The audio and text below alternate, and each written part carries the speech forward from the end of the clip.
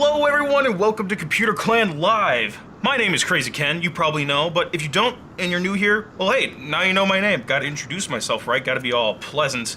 Welcome back to Computer Clan Live. Oh my goodness, so much cool stuff has been going on the past week. Oh man, Apple News, WWDC, Brainiac Brent and me were in California filming scenes for 2 big episodes coming up soon, and a lot of other fun stuff, and WWDC was just packed full of news. So, here's the deal. Today, of course, we're going to do Q&A throughout the whole show. We always like to answer audience questions, no matter what part of the show we're in. So if you want to ask us about something, about the trip, about the Computer Clan, tech things, whatever you want to talk about, as long as it's tech-related, go for it. And yes, I am rocking a new shirt that I got from Apple Park. I visited there recently. We'll talk about all that stuff too. We'll talk about the California trip. And yes, you hear a little bit of fan noise just because Brainiac Brent is right there on the tile next to me. Say hello to the nice people. Hello. And now I'm choking on my saliva. So yes, Brainiac Brent is here. Just a quick technical note I want to mention. We're using the NDI plugin combined with Skype to do this, which is sometimes very weird with syncing. It is not the most robust solution. Part of me really wants to switch to StreamYard for video remote streams. It's just, I can't really justify the cost right now, but maybe if I stream more frequently, I can switch to StreamYard, which should still allow us to have all the customization we need, but it gives us the ability to multi-camera remote stream without any weird NDI and syncing issues. NDI is a new tech plugin that integrates with Skype and OBS, and it's just not the greatest. It's kind of unreliable when it comes to syncing, and I even installed the new version now. Hopefully it works okay. So if there's any problems tonight with syncing Brent, let's just blame new tech. Yeah, notoriously, it seems like I always have weird syncing issues, whether it be either audio and video for me or audio and video for me versus Ken and his audio and video. Yeah. It's if one's not in sync or out of sync, the other one is. I'm sorry. No, yeah, and it's not your fault, Brainiac Brent. It's just the NDI plugin's kind of weird, at least combined with OBS here, and it's not. Excuse me, it's not open source, so it's not like we can really help make it better for OBS and Skype. Like, it is new tech's thing, which I get it, whatever, but that's just kind of what we're dealing with right now. But hopefully it still works good enough for tonight. And we have a lot of fun stuff to talk about with Apple's WWDC announcements, our trip to California, and so much more. And again, while you guys are watching the show, if you want to promote yourself or promote your website or a YouTube channel and give a generous donation to the Computer Clan, you can always leave a super chat. You click that super chat button right below the chat, and you can make your message really big and colorful and make it stand out. So you get to promote yourself, and at the same time, you're also supporting the Computer Clan, and your message will also pop up on the stream, like in the middle of the screen here. We use Streamlabs integration to do all that stuff, so if you want to have your message pop up on the stream as well, go ahead and send over a super chat. Okay, so tonight, I say we get started with probably the WWDC news. That was a pretty big deal. I will pull up my little topic list here. Just like in the old days, back when Computer Clan was a weekly tech show, we would do a topic list every week. We don't do that anymore. I can't believe I managed to do a stream like every week back in the day. But so now we only stream like every few months or so. It's like every 6 months, but I want to stream more frequently, so that would be a lot of fun. And again, this is live and interactive, so for people who haven't been here before, yes, this is live. This is not pre-recorded. You can interact with us. You can talk in the chat. We can answer questions. It's a legit, real live thing. And if we screw up, or if the NDI plugin explodes, you witness it all live. It's live. So that's how we do things. So, in terms of the news, well, let's head over to Apple's website here super freaking quick. Oh, look, the Vision Pro. That's kind of the elephant in the room. We'll maybe cover that in a sec. Save the best for last. So Apple hosted the Worldwide Developers Conference recently. They introduced operating system updates to everything: iOS, macOS, iPadOS, tvOS. They introduced a new 15-inch MacBook Air, which Apple's been talking about internally for a while. There's emails that go back to when Steve Jobs was still at the company, still alive, that talked about a 15-inch MacBook Air. So we finally got that. We also got a new Mac Studio with the M2 Max and M2 Ultra. We also got a new Mac Pro, which has those chips as well, but also combines more ports, bigger ventilation, and 6 PCIe Gen 4 expansion slots, as well as upgradable storage. So it's like a $3,000 premium. It's like the same chip as the Mac Studio, but for the $3,000 extra dollars, you get the bigger case with the expansion, SSD upgradability, and a better cooling system, bigger vents, more fans. So, $3,000 seems like a crazy premium for that, but I'm sure there's people that are willing to pay that. The Mac Studio is very tempting to me. I just can't justify the cost right now, and I love my iMac. I'm using it right now even. I want to know who can justify the cost for the new Mac Pro. Yeah. Like, what can you expand it with? I mean, that was Ken's first question, and I still don't think we have a very good answer to that question right now. Well, it is expandable with storage. You can do PCIe storage with it, so that's an option. Storage is probably your biggest option right now. Just turn it into a huge NAS. Yeah, you can do that. But at that point, do you really need a Mac Pro for storage? Well, the thing is, there's also audio cards. People that need like certain audio interfaces to do like Pro Tools work or whatever. I'm not in that space, but there is networking cards that are compatible with it, storage solutions, and audio cards.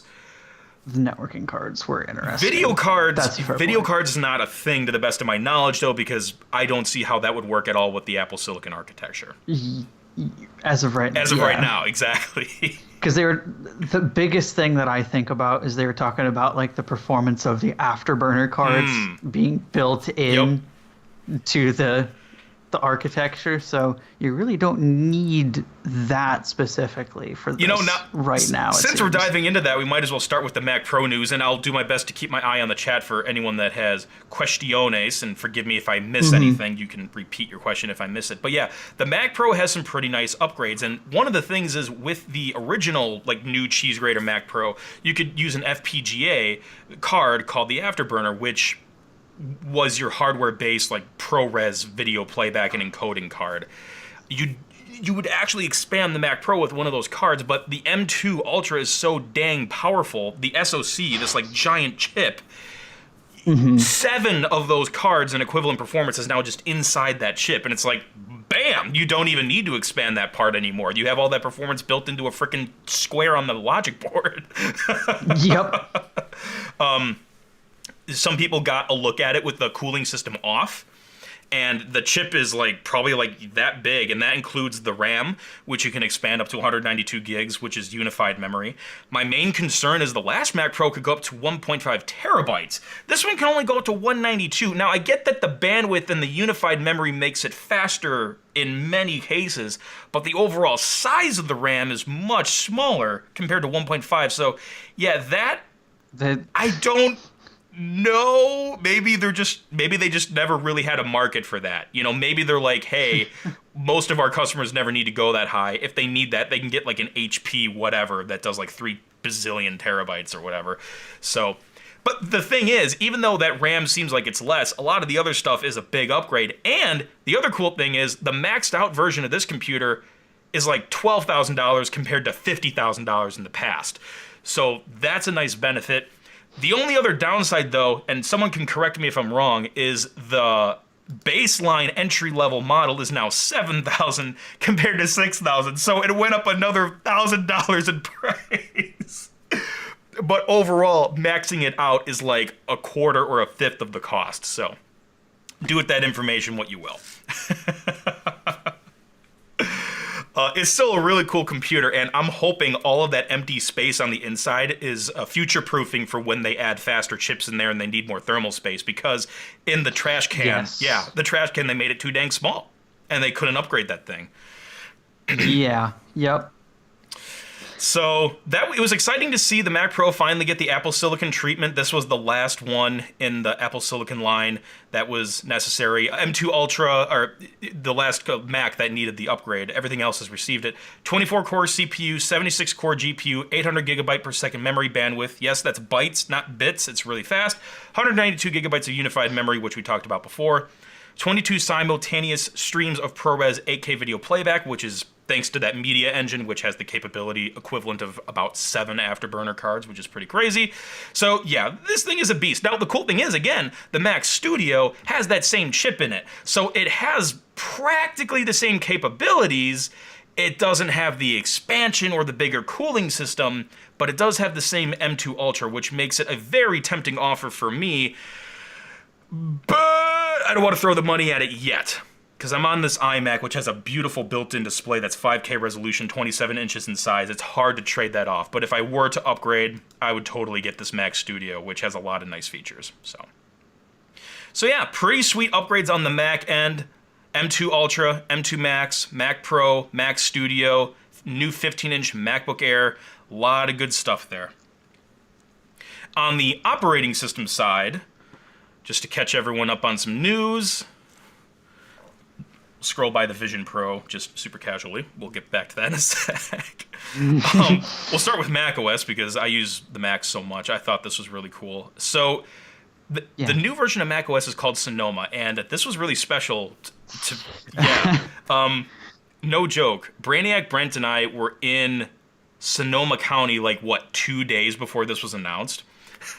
Yep. So when Craig Federighi was announcing the new operating system and he was showing the animated rolling hills in the background of the wallpaper and everything, I'm like, oh my gosh, this is wine country. It's so going to be called Sonoma. And boom, they called it Sonoma. And I thought that was so badass because I've never been to Sonoma before. I saw the name drop when Craig was demoing some feature on iOS, and the weather widget happened to be set for Sonoma, but I wasn't going to jump the gun and say, oh, that's it. I was just going to be like, okay. Yep. I'm going to plant that in the back of my head, and if I see that later, then I'll know. Exactly. Sure enough. Yep, they did it. And, they did that also with Mammoth. Mammoth was a rumored macOS name as well, and while Craig was demoing, I think, iPadOS, there was a photo album that popped up that said Mammoth on it, so... Yep. That's pretty fun. I'm going to address the chat for a bit here because I love talking about the tech news, but I also love looking at the chat. I just want to thank everyone for coming out. And again, if I miss any of your messages, I am sorry. We will have more dedicated Q&A time a little bit later in the show. But yeah, if you have a question and I miss it, feel free to repeat it. Windows on Windows is in the chat. Hey, I know Savvy Sage is here. Johnny Cha, Nick, thank you everybody for coming out. And if your name is green and you have a badge next to your name, that means you are a member on the Computer Clan YouTube channel membership, which I super mega appreciate. Thank you very much. That's basically like Patreon on YouTube. That's like YouTube's version of Patreon, by the way. So yes, thank you everyone for being here. So, Sage has something. I want to thank both Computer Clan and Michael MJD. Oh yes, Savvy Sage did release a new episode recently that Michael MJD and me did have a little voice role in, so that is cool. Ryan, thanks for being a patron. Thanks for being here. Iron Argon, yes, 2 of my favorite elements. Just kidding, I don't know. I don't think I have a favorite element. If I had a favorite, it would probably be a radioactive one. Let's just call uranium. That's a cool one. That's safe. No. So safe to who? Yeah. So macOS Sonoma, other than just having a really cool name, does have some cool features. It totally has a Windows 11 login screen vibe, which I dig. They're bringing... I think they do it better than Windows 11, to be honest. Okay, you're more of a Windows user than I am, so I trust you on that. I can't install Windows 11 on any bare metal system I have, so I trust you more than me. Mm-hmm. It's very familiar. Cool. It's very familiar, but I like how the clock is a little pushed further out of the way. Oh, okay, I see. Yeah, that's my biggest gripe about the Windows 11 lock screen versus Windows 10. Gotcha. Yeah, they have some new screensavers in here, kind of like the slow motion screensavers you see on Apple TV. They got some new ones. This one is the rolling vineyard hills of Sonoma, which we'll show you some photos we took later. Guys, it's seriously so beautiful. You think the Windows XP Bliss wallpaper is so vivid and colorful? No joke. It looks like that in real life. It's so beautiful in wine country. So... Yeah, so they have those in there. Widgets on desktop. This brings me back to like the Windows Vista, Windows 7 era where you could put the widgets right on your desktop. Well, now you can do that in macOS Sonoma. And the funny... Dude, the second they were like, so we've done even more with widgets. So they used to be right here. And I was, the moment they started talking like that, I was like, oh, did you guys pull like a Windows 7? They're on your desktop anywhere. Sure enough. Yep. It's exactly what they Right, did. and hey, Retro Tech Chris is in the chat. And here's the cool... But then they did one step further and they added like a toolbar for it. And I was like, oh, so it's like Plasma now. Oh yeah, it's kind. You have these like widget dock thing. Yeah, it's kind of like the dashboard came back from the old days of macOS, combined with some like Windows 7 Vista love, combined with some like Plasma dashboard love. Yeah. Yeah. But with the I was gonna say, but with like the nice Apple feng shui of the rounded rectangles and stuff, you know. They're going really like all in and hard on the rounded rectangles on like everything in their OS recently. Yeah. I mean, they focused on that stuff like since the first Mac OS. You know, Bill Atkinson. We got Steve Jobs and Bill Atkinson. We got to have the rounded corners on the buttons. You know. Oh, I mean, totally. They totally did rounded rectangles forever, but they were never like this aggressive. I feel that. Until I'm gonna argue this. They needed to be, basically. I suppose so. Yeah. You know, when we were in San Francisco, there's a lot of Asian culture there, which is really awesome. We found this like Asian news channel that played a story about Steve Jobs when he would always go to Japan. Yeah. And like I haven't seen that was so cool. We were just scrolling through the channel guide and it just happened to be on right as we were looking, and we were like, we'll take a look. We'll see what this is about. I don't know how old it was, but like John Scully was in it, which was pretty cool. I mean, it seemed fairly recent. Like I don't think it was today, but like it talked about some events like within the last few years, I want to say. And the night like, it seemed very recent. And the thing was, like, that really struck me was they talked about how much Steve Jobs loved pottery from Japan, and that's where like probably the love of rounded rectangles came from, because he would always feel like the curves of things. So plates and dishes and stuff. Yeah. So hey, circling back to rounded rectangles, they're everywhere in the hardware and in the software. You know, they've been doing that a long, long time. Chris is asking you why you have a steering wheel. You know, just in case I need to get away from it. Like your house just transforms into like a spaceship.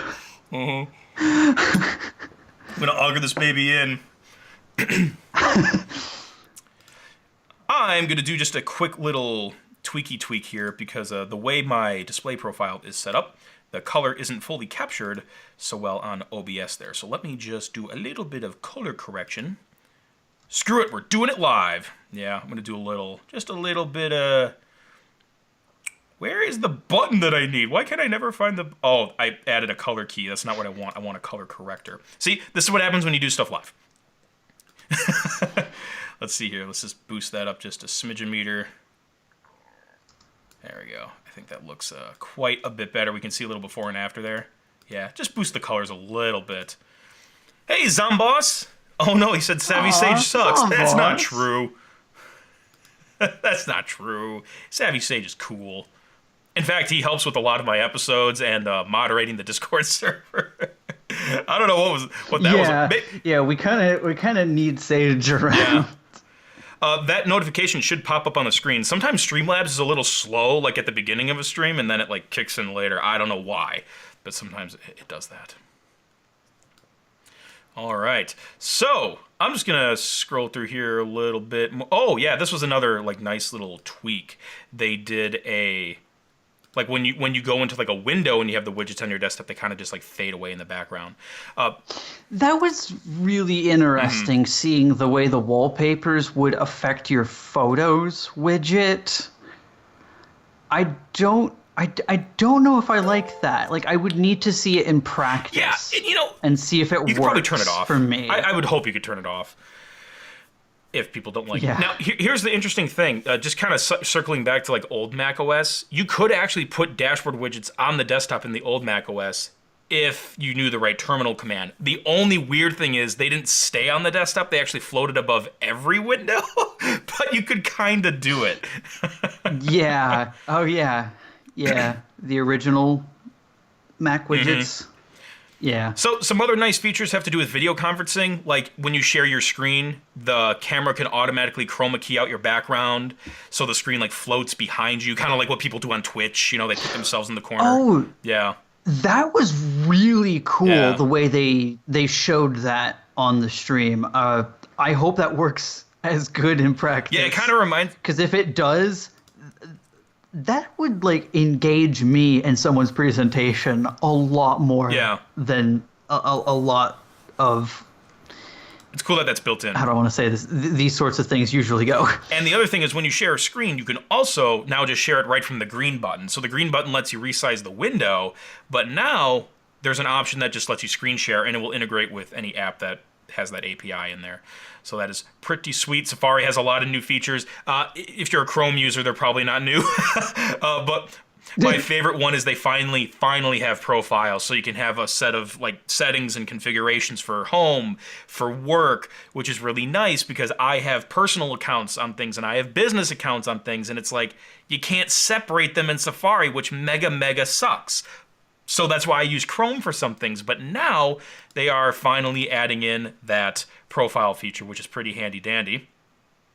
And another feature that Chrome and even Microsoft Edge on the Mac can do is you can save a website as an app to your computer. So basically it's like a web app that opens up in a window without all the other accoutrements of a web browser. So it kind of looks like a native application, but it's really like just a web view. But it saves it as its own app icon. You can put it in your dock. It's pretty handy. I've used it with Chrome and Microsoft Edge before. So now that's built in, which is pretty sweet. And they did some tweaks to messages that make it kind of like some other messaging applications where you can like swipe on a bubble to reply to it, which is pretty nice. Inline previewing of location, so you don't have to like tap a location button and it brings you into the Maps app. It shows you another person's location right in the chat. Stickers, you can turn all your own pictures into stickers. You can add like 3D effects to them that like react with the light when you tilt your phone and the gyroscope moves the light around and everything. A lot of nice new stuff. There's a lot of cool features coming in Sonoma here, and you know, I'm not going to go through every single freaking thing because there is a lot. Like, I'm just scrolling. Here. You can see how much new stuff is in here. But there is one little thing I want to talk about, and it's game mode. So macOS now has this thing called game mode, which is compatible with all 3 Mac games. Okay, I'm just kidding. There are actually more Mac games out there than you may think, but when I think of gaming, I don't really think Mac. But the cool thing is they're introducing It's kind of unfortunate, Yeah. but it's where it is right pretty now. much, but that could be changing a little bit. So with game mode, now when you launch a game, all of your resources and stuff are focused and prioritized on the game process to reduce latency with wireless stuff and spatial audio, and to reduce a CPU load on other tasks on the computer. So all the resources are focused on your game as much as possible. So that's handy. But the other thing I totally did not expect is Apple is now releasing a new porting kit. So for games that don't run natively on macOS, Apple has new tools to move those games over to the Mac. And I believe it's based on Wine, which is freaking hilarious to me because the operating system is named Sonoma, which is wine country. So I don't know if they planned that, but that's amazing. If they did, damn it. But Yeah. That's pretty funny. So I'm not a developer. I couldn't tell you all those things about it, but if you guys are curious, you can watch Apple's Worldwide Developer Conference sessions. Like, they're all free. There's like 170 of them, and you can find more information out about that stuff. It is, I haven't looked at it yet, and I'm sure if I did, a good chunk of it would be over my head. But I haven't spent a lot of time looking at the sessions yet because I've been really busy. As Brent and I will show you soon, we were in California filming stuff for 2 upcoming Crazy Ken episodes. These are big. So yeah, I've been working on that stuff and live streaming, so not a lot of time to watch WWDC stuff. But I did watch the keynote, I did rewatch the keynote, and I did watch the Apple Vision portion of the State of the Union because that was very important to me. I'm more curious about the Vision Pro stuff going on. So Let's hop on over to iOS quickly, update everybody on that. iOS 17 is in a developer preview stage. And there's a lot of big changes. Some things that are like, what the hell? That wasn't a feature already? Like the name drop thing where you can hold your phones close to each other and like swap contacts. Like I'm pretty sure other phones could do that already, but whatever. At least they have it here now. The standby mode looks pretty cool. Like when you dock your iPhone in landscape mode, you kind of get like a smart home hub controller with widgets now, which is pretty sweet. You can now build your own personalized call poster, so when you call someone, you show up with your own design on their screen, which I think is really neat as well. All these nice visual things are kind of cool. And Brent actually installed the beta, like while we were in an Uber drive to like Sonoma County. He actually like downloaded it. Yeah, you downloaded it over cellular and got it up and running. So you've actually used it. I haven't yet. What's like one or two, bugs aside, there's going to be bugs, but what's like one or two little touches you like?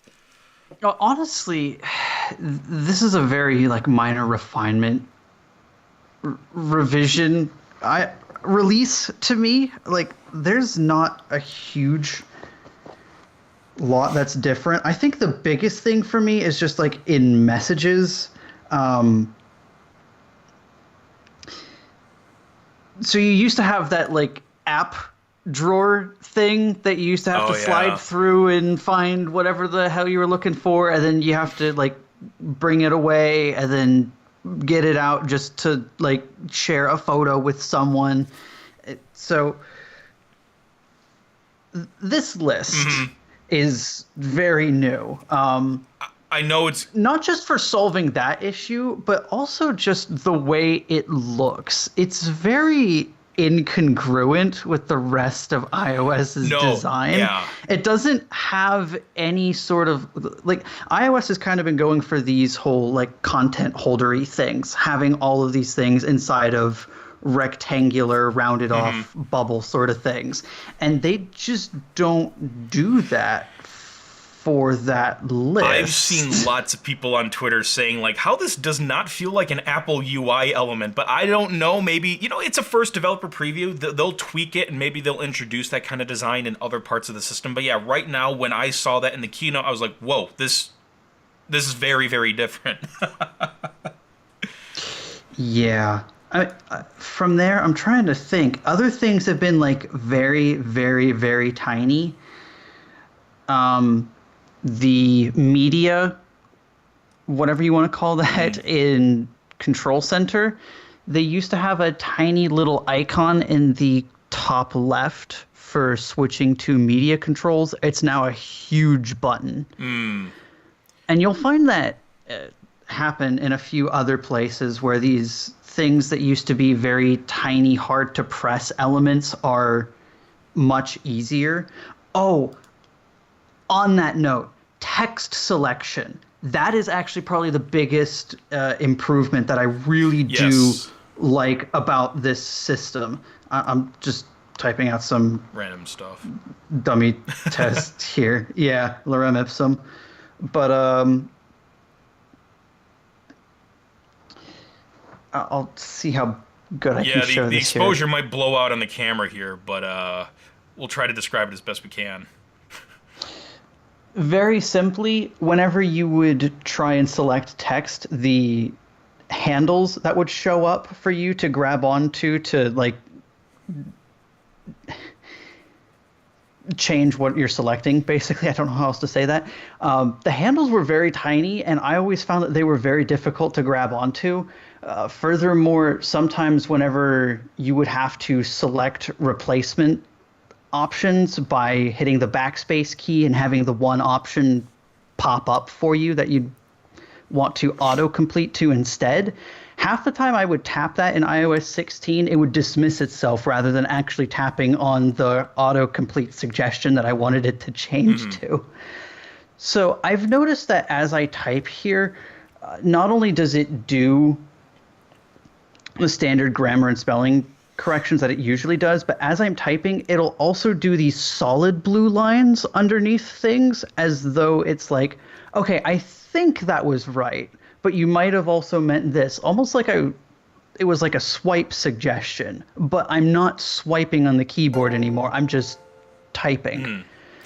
Yeah. So, but I also noticed that the suggestions are a lot better, and it will also put the first thing that it will autocomplete to if you press like period or comma, it will fill that in for you as you're typing, so that way you can see where you're typing rather than in the bubbles here at the bottom. Because those bubbles, let's be honest here, the way they animate and move around, it takes way too long to like stop midway through Okay. your typing to actually see what the options are for.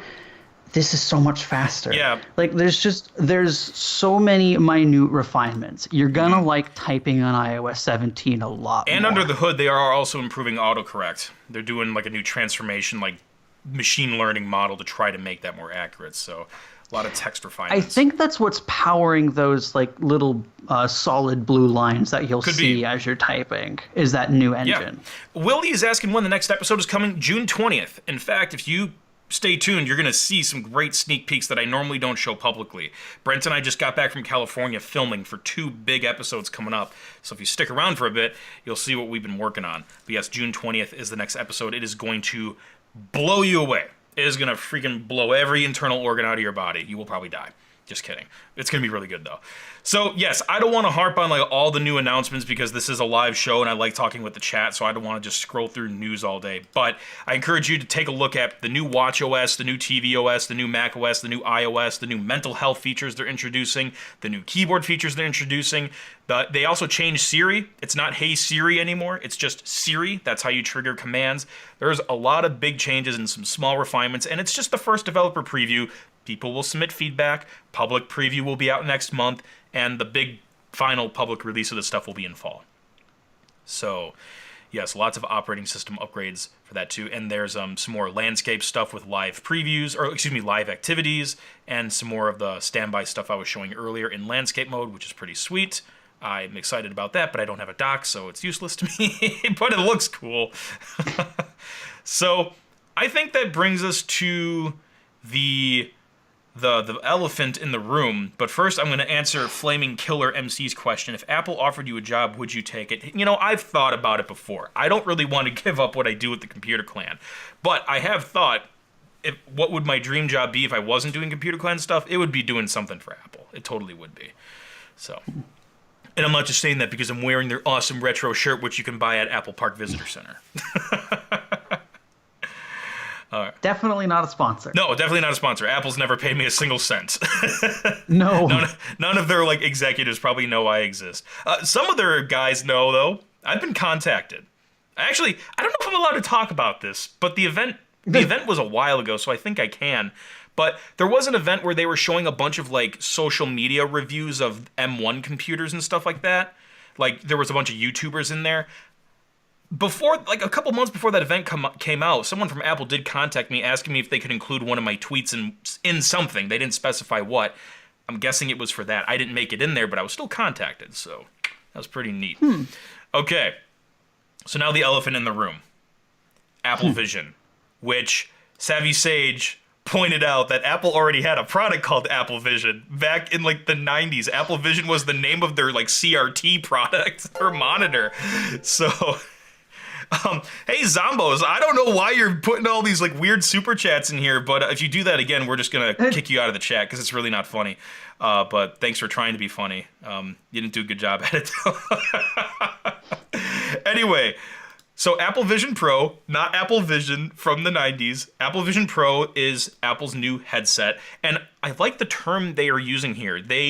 It's really like a VR AR hybrid, but to the best of my knowledge, they didn't say those terms. They have a term that they're using called spatial computing, which I really, really like because it doesn't sound as buzzwordy as AR and VR, and it matches their spatial audio stuff. Spatial computing, spatial audio. I think that works really well.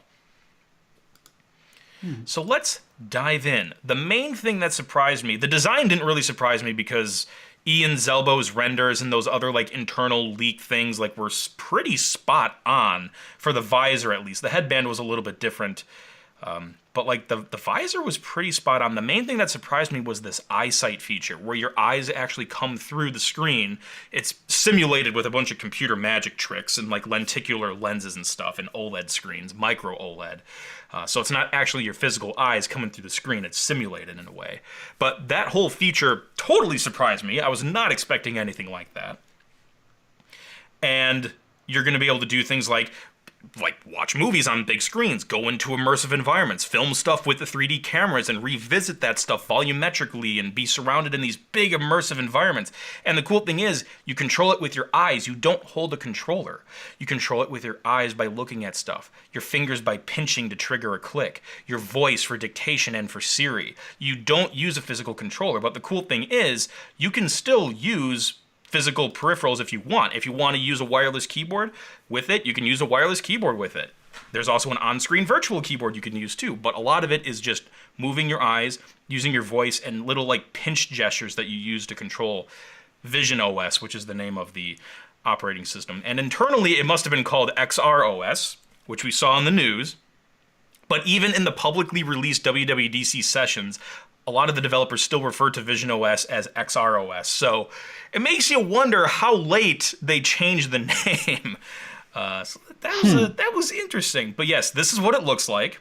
It's like got a real nice hardware hybrid of like, I'd say a lot of Apple design language from the Apple Watch and like the AirPods Max kind of fused together. This part right here is the speaker. I think they call it an audio pod. It like just beams audio right into your ear. The digital crown here lets you adjust like how immersed you are in the environment. Oh no, correction. This bigger one I think adjusts the tension of the band, but this smaller one, the smaller one like actually adjusts the immersion level of the environment if you want to see more of the space around you or more of the like virtual fantasy space that you're in. I don't know what you want to call it, but here's a simulation of what it can look like with Windows. A lot of that like transparent, rounded rectangle corner stuff that we really started seeing in Big Sur, which, you know, I can't say Apple directly borrowed inspiration from Microsoft, but it looks very Microsoft Fluent designy, you know, with those nice, like, yeah. Yeah, the design elements that like float on top feel a lot like Fluent acrylic. Mm-hmm. Which I'm not saying is a bad thing, but I do see that and immediately think, oh yeah, it's that, but with roundy corners. Right. We've gone back to pill-shaped buttons. Man, when was the last time you saw a pill-shaped thing on anything Apple? Well, but here we are. They again. did it on Apple Watch. A lot of the buttons are now pill-shaped, but yes. Basically, it's coming back. Is my point. It's a lot more of it is coming out now. So the other things are for security and authentication. It's Optic ID. So it's not Face ID. It's not Touch ID. It's Optic ID. So it scans your retinas when you have it on to unlock. And to do things like FaceTime calls, when you do the enrollment process of setting up the initial device, you hold the visor towards you and it scans your face and it creates a 3D, I don't want to say avatar, but like persona of yourself. So when you're wearing the visor and you're talking in a FaceTime call, you actually, like, your face to other people shows up as like a 3D representation of yourself, which, you know, some people might say it's Uncanny Valley. I don't know. It looks pretty realistic. It looks better than like some cartoony 3D avatar in my opinion, but I'm going to say that is really dependent on how well this is able to scan and animate your face. Yes, absolutely. Because we look at human faces every single day. We're super sensitive to that stuff. So if anything is slightly off, we're going to see it and it's going to make us feel uncomfortable. Tron Legacy. Now, that was over a decade ago. Technology has improved a lot, but also that was not real time. That was stuff that was done in post-production with complex VFX procedures and compositing. This is being done in real time. We'll see how well it holds up. There is no, to the best of my knowledge, correct me if I'm wrong, but there's no actual like demo of a FaceTime call happening. Like all this stuff we saw in the keynote is pre-recorded. But the product also doesn't come out until early next year, so I have no idea technically where it is in the like production stages right now. And when it comes out, it's going to be U.S. only, so there's probably a metric buttload of like regulation stuff they have to go through to get it released internationally. But it's looking really cool. I like the hardware design. I really like all the nice floating glass elements. Definitely that Fluent and also kind of like Microsoft Windows Aero look kind of combining together in a way with like neomorphism. It's looking pretty sweet. It's $34.99, which I get it. Like I think we were watching. For me, I want to draw this conclusion here. For me, it's very plain. It's very foundational. I feel like Apple got a lot of the gestures and like how do you interact with this product down correct, and that's why it's kind of like as expensive as it is they just needed it to be in order to get all the hardware to make that experience work. But the biggest like limiting factor for me right now is the way some people describe it as you put it on and all you see are Apple's apps. Well, yes. No, I'm not saying that's a problem today. What I'm saying is developers need to take the next step with this for me to truly be like wowed and be shown what this thing can truly do, if you know what I mean. Absolutely. And that's naturally going to come. And that's why they announced this during the developers conference. That's why it's not coming out for months still. It's not coming out for, I'd say, at least 9 more months. When they say early 2024, I'm thinking the like mid-spring maybe. So every tech company likes to push what day is in the window of what they say at first. The Mac Pro, fall 2013. It was like December 18th. Like, okay. But yes, that will happen. And developers are going to get on board. It's going to evolve. It's just a first-gen product. I want to try it out. I want to try it out so bad. I don't think I would... I might buy it to try it out and do an episode about it. But I would have to really like it to keep it. I kind of want to buy it because for the last several first-gen Apple products, I've gotten them on day one. Apple Watch, iPad, I got those on day one. So I kind of want to do that with this, but I don't know if I would keep it because $3,500 is a lot of money. And the other thing, too, is the battery life is only 2 hours, which can be kind of good. Oh. It can be kind of good because it's a natural way to like take a break and like actually get back to reality. But also at the same time, like you can't even get through a Marvel movie with that. So you can plug in for more runtime. I'll try to get a shot of that here. But the battery itself, which sits in your pocket so the weight isn't on your head, the battery itself only lasts 2 hours, which we'll see how well that works in real life. There's a lot of freaking technology in this thing, and it has its own R1 chip as well to monitor the sensors, which works with an M2 chip. And I think when Brent and I were watching the keynote, they kept introducing these features and these technologies and the sound and like how it measures your room to tweak the sound to make it spatially sound correct in real time. And every time they kept announcing a new thing, I'm just like, Brent, this is going to cost a shit ton of money. My guess was $2,500 to $3,000. It's $3,500. But again, first gen product. What's going to happen is it's going to get better. There's going to be more apps. Prices are going to go down with time. I bet you within 2 years, 3 years, we're going to see Apple Vision SE or Apple Vision Air. They're starting with Vision Pro. They're going to figure out how to do, or basically they're going to figure out what people are doing with this thing for real, what's important, what's not, what they need to integrate, and how they can make those sorts of things cheaper for the next generations. And that, basically we are just at a day one of generation one right now. Right, it's right at the beginning. It's the genesis of spatial computing with Apple, and what really blew me away was how high quality the screens are. It's custom micro OLED, 23 million pixels. Yeah. On the opposite side, literally and metaphorically, the weirdest thing for me about this thing is the eye pass through. Are you sold on it, Ken? Because are you talking about the eyesight feature? Yes. Okay, so about that, okay. This is one of those things I have to see in person, and tech people have gotten demos of this. I don't think they were able to film that stuff and have photos of them wearing it. Like when I was at Genius Bar Goes Dark, Dan from Mac Rumors talked about how he had a demo of it and he really loved it. But to the best of my knowledge, there's no like actual recordings or footage of them using it. And according to other reports online, the eyesight feature is completely unoperational right now.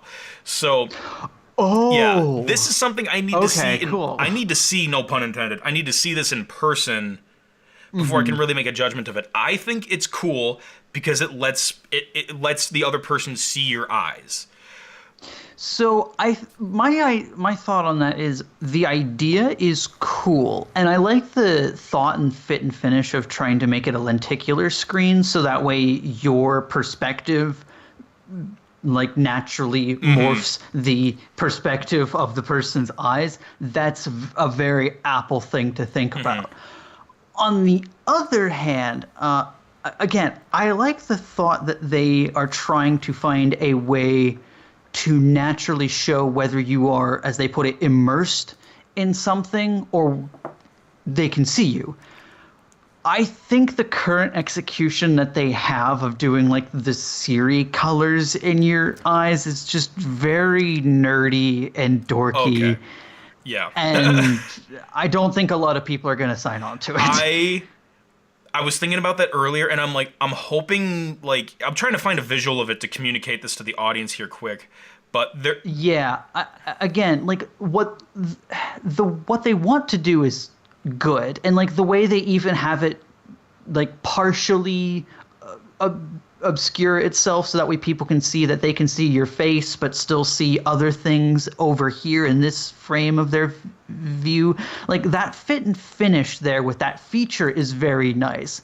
It's just the execution. It's the way it looks that is, I don't want to say bad. I can't say anything else better than it's just nerdy. Yeah, and I can't find a visual of it. Someone in the chat said I skipped it, but I don't think I did. I don't see anything that actually shows the animation Brent's talking about. But yeah, it's kind of like that Siri Spectrum, like slow wave effect that goes on the visor, which lets someone else know, hey, you can't see them when you're wearing the headset right now because you're totally immersed. Good idea. Like on paper, good idea. The way they're doing it right now, I hope they find a better way. That's all I can say, is I hope they can find a better way. Maybe they'll introduce a way where you can change it to a different like color without the like brainwashing wavy animation looking thing. Yeah. Honestly. Another nice thing Apple harped on is privacy. I trust them with privacy more than any other tech company. They talked about how when your eye goes to navigate on something, absolutely nothing records that. Only when you click does that information get conveyed to whatever app you're using. A completely different part of like the hardware, maybe the M1 or the M2 chip, whatever they said, takes care of the eyes, and none of the eye movement is ever communicated outside of that one secure part of the chip. A lot of times for these sorts of headsets, those sorts of things are like different software layers. So one layer of software or one process is responsible for the eye tracking, and then running on top of that will be like the actual app that you're running. That's also really good because I know that, for example, if an app locks up on you when you're in the Meta Quest 2, for example, head tracking doesn't magically just quit because the app does. It still tracks around you, but then you can see where the app stopped being able to render the world around you. Or, whatever it happens to be. That basically those two things are rendered on separate layers. So I imagine that they're doing something similar here for eye tracking for Vision Pro. So LDP was asking about how the sound works, and yes, they have those audio pods on the system which just directionally shoot sound into your ear, but you can still wear. They said you can still wear AirPods with it. I don't know if it's compatible with other. I saw one shot in the demo where someone was wearing what looked to be AirPods Pro while wearing this. So, I imagine it's Bluetooth or Apple Synergy. You put them on, and it's like, oh, hey, I see that you're also wearing your AirPods Pro. Would you like to connect to them? Yes. And now audio is magically playing out of that. Yeah, and it constantly measures the room, so it adjusts, kind of like what the HomePod does when you place it. It measures the volume of the room and, you know, distance of objects, so it can tailor it to make the spatial audio sound as accurate as possible. And Bradley Cooper is in the chat, but he's probably not Rocket Raccoon Bradley Cooper, so don't toy with my heart. But thanks for coming out.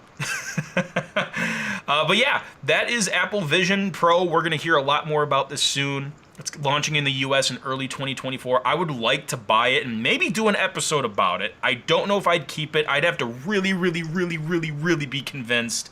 My favorite thing I'm interested in trying out is watching movies on like a big screen in an immersive environment. That is like the coolest selling point to me. On top of that, since we were talking about app compatibility earlier, even if you don't have an app that is made for Vision Pro or Vision OS, you can still open up compatible iPad apps right in the environment unchanged.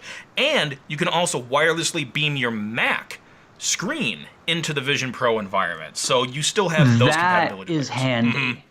That is cool.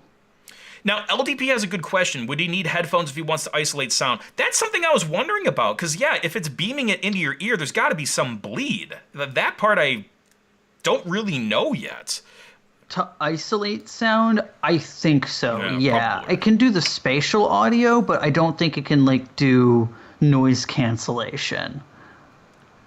If that's what you're wanting. I think he's talking about bleed, so he's wondering about, like, a person standing, like, 5 feet from you would hear the speaker or not, which they probably would. They probably would. Yeah, that's an interesting thing. I'm going to say it's probably directionalized towards you, but that's not going to stop them from here. It's probably going to be like some tiny speaker going yeah, nearby. You'll probably hear it a little bit. So, yeah. A little bit, yeah. Okay, so if anyone has other questions about Apple Vision Pro, you can leave them in the chat and I'll do my best to answer them. We are going to move on, though, so we don't harp on this too long because there's other cool stuff to talk about. But yes, there was a lot of Apple news this week. I would like to talk about where I've been recently, because this relates to a new episode coming soon, and Brainiac Brent was helping me with this. We are going to travel to the distant land of California. So, when Brainiac Brent and I were there, we were filming content for a Scambuster episode and a tech history episode. And one of the things is I wanted to do a story about the famous Windows XP Bliss photo. And I wanted to do this for a while. Michael MJD then did it, so I was like, oh, okay, he did a great job on that. I'm not even going to bother now. But now it's been a couple years, and I want to do my own episode about the history of that famous photograph. So while we were in California filming for other stuff, Brainiac Brent and I also stopped by the Windows XP hill, and we took some awesome photos of it. I've been posting them on my Twitter. I'm sure I'll post them in some other places later too. And we're going to be doing an episode about this as well, because there's a lot of history here. And oh my goodness, I'll let Brent speak for himself, but being there in person, not only was it like surreal to see this historic hill with my own eyeballs, but like it's really that vivid and blue and green and just big, like in person. It's so cool to see. And they have long-distance power lines there now, so that's great. The power lines do appear to be a recent addition. Yeah. But, yeah, for being just, like, just some land on the side of some road near an intersection. Yeah. The photographer of that photo was absolutely right to drive by, look at that hill, and go, whoa. Yeah. Yeah. Like, I see why. Charles had a good eye. I see why. Yeah. Now, he got it when it was not an active vineyard, so it looks a little bit different. Right now, you're getting all these grapevines and stuff in there because, you know, they got to make wine. So it looks different now, but I still think it looks really beautiful. And, yeah, it's... Initially, you're slightly disappointed that you want to see the hill of what you think of when it's most in its most famous form. But honestly, when you go there, it's actually kind of more beautiful to see all of those like perfectly made rows just going off into the distance as they roll over the, it is really, really beautiful. Yeah, and like it's a combination of nature, because like nature made the hill, but like it's also a combination of like man-made like agriculture. I don't know if that's the correct term in the wine industry, but like you see the natural curve of the hill, but then you see these like perfectly straight rows of vines cut into the hill, and it's just really freaking cool looking. And they're huge. Like when you go there in person, it's like you see these hills, they are just so dang tall. You're just surrounded in beautiful green and blue skies, and like it was so cool. Should also probably point out that those little vines that you're seeing, they're taller than Ken and I. Oh yeah, Like they're taller than a person. Yeah, like- so just for the scale of this. in the foreground, like one of these grapevines is probably a good 1.5 feet or so taller than I am, and I'm like 5'9". So yeah, they look like little trees. They're like little trees. They do. Yeah. They really do. It's so cool though. Until you get up close to them and you can see that it's not like it's not a tree trunk. Yeah, right. It's grapes. See you, Sage. I know Savvy Sage has his own show to do tonight, so he's going to be taken up, but thanks for stopping by. Also, again, sorry, didn't mean to step on your toes and schedule a stream during your stream. It's just, I needed to do this, and I didn't have another day. But But thanks for being here, yes, Sage. you have fun now. So, I also shot like my own version of Bliss when I was there. I moved the camera slightly to the left of like Chuck O'Rear's, Charles Chuck, his framing. So like I made my own version of the hill photo, the Bliss Rolling Hills photo. So I kind of did that, and this is on my wallpaper gallery. I made this a free wallpaper download if anyone wants to get it. But yes, I think that turned out very beautiful. And this panorama right here, this was shot with a couple of photos stitched together. This is me taking the panorama. Brainiac Brent did some good behind-the-scenes pictures. I found this wood crate, and I just stood on it to try to get the perspective better, so that worked out very well. And what was the other thing? Oh, yeah. It was kind of funny, like, getting a ride out there, because I knew I'd have to tell the Uber driver, like, yeah, we're looking for like a We aren't going to a building. Yeah. I distinctly remember Ken having to tell the driver at one point. I tried pinpointing it as best I could on the map, but like, you know, there's always going to be like 100 feet like difference when you're not like at an actual address. Uber didn't put us off at like the point on the map on Uber's wasn't exactly where we were expecting to be on the map, so we ended up still being dropped off at like another turnoff on the road, just slightly before where we wanted to be. Yeah, and all I basically needed was just like a patch of dirt to pull over on, and it looks like ever since, you know, I'm not 100% sure yet, but ever since Michael MJD did his video, there's been some construction differences. It looked like the highway was paved recently. There's guardrails up, so it's a little bit different, and we just needed a patch of dirt to pull over on so we could get out of the car, and we found one, and then we're trying to safely walk to find this hill, and you know, we could walk on the other side of the guardrail just for safety so a car doesn't hit us, but Brent was like, hey, there's this like dirt trail down here. What you see on the right of this photo is this big dirt trail that is throughout like this whole vineyard area. And Brent even found like we had to cross through like these tall, like, I don't know, like what you call that kind of like twiggy, shrubby stuff. But thorns and thistles. Yeah, thorns and thistles basically. You found a path that clearly people have stepped through before because it was like all squished down. And we just took that path. Because many people have probably stopped there for this hill. The same or similar reason before. Yeah, so Brent just found this little path. It's even marked on Google Maps like Bliss Hill, so it is. But yeah, it's not a secret. Yeah. It's really cool to see in person. So, yes, I am working on an episode that talks about the history of this hill and Chuck, the photographer, Charles O'Rear, the history of it, and showing the story of how we got to it and took these pictures. So stay tuned for that. And while we were in the area, you know, I love The Amazing World of Gumball. It's one of my favorite TV shows. Well, guess what? The house that was used as reference in the show was not that far away, so we swung by there as well. It was absolutely crazy to see it. Those two things are that close together. Yeah. Oh my gosh. So we were just basically planning a little like nostalgia sightseeing trip. That's basically what it was, and everything was such close proximity. It worked out so well. So yes, we swung by there, and actually I found just a little funny way to work that into my upcoming Scam Buster that I'm releasing on June 20th. So this is actually a scene. This is just a screenshot of the footage that we shot for that episode. So you'll actually see this scene in my next episode. Yep, it's fun. When we first got there, someone came out of the door of that house, and I was like, "Oh shit!" Like, I hope he doesn't like hate us for wanting to take a photo of his house. So we just played it cool.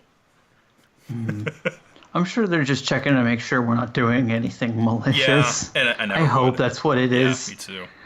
So while we were there, I mean, the timing of going to California, I purposely planned to be around WWDC. Now, I wasn't invited to WWDC, but Apple still has public areas on their Apple Park campus. So I thought Brainiac and Brent and me should just go there after the keynote for fun. And some people recognized me. I struck up some conversations with some people. And one person who was a viewer of my show came up to me and we talked for about probably like 10 minutes or so.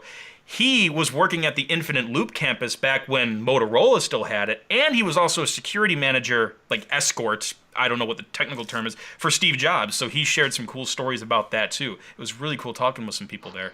But yeah, here's me at the visitor center, and I have to pull it up full screen so you actually see it. There I am, just peeking behind the sign there. So I know the writer's strike is going on, you know, with the WGA, the Writers Guild of America. There was a protest there. When we went to Apple Park, there was a WGA protest, which I thought was interesting. And, like, yeah, I'm not upset with what they're doing. I think writers should be paid fair wages. So, you know, can't really argue. I mean, there's like a good 20 or 35 people standing outside in blue shirts around, too. Yeah. Shortly after we got there, though, they left. So I don't know if I just have that effect or if it was just good timing. But they took off after a while.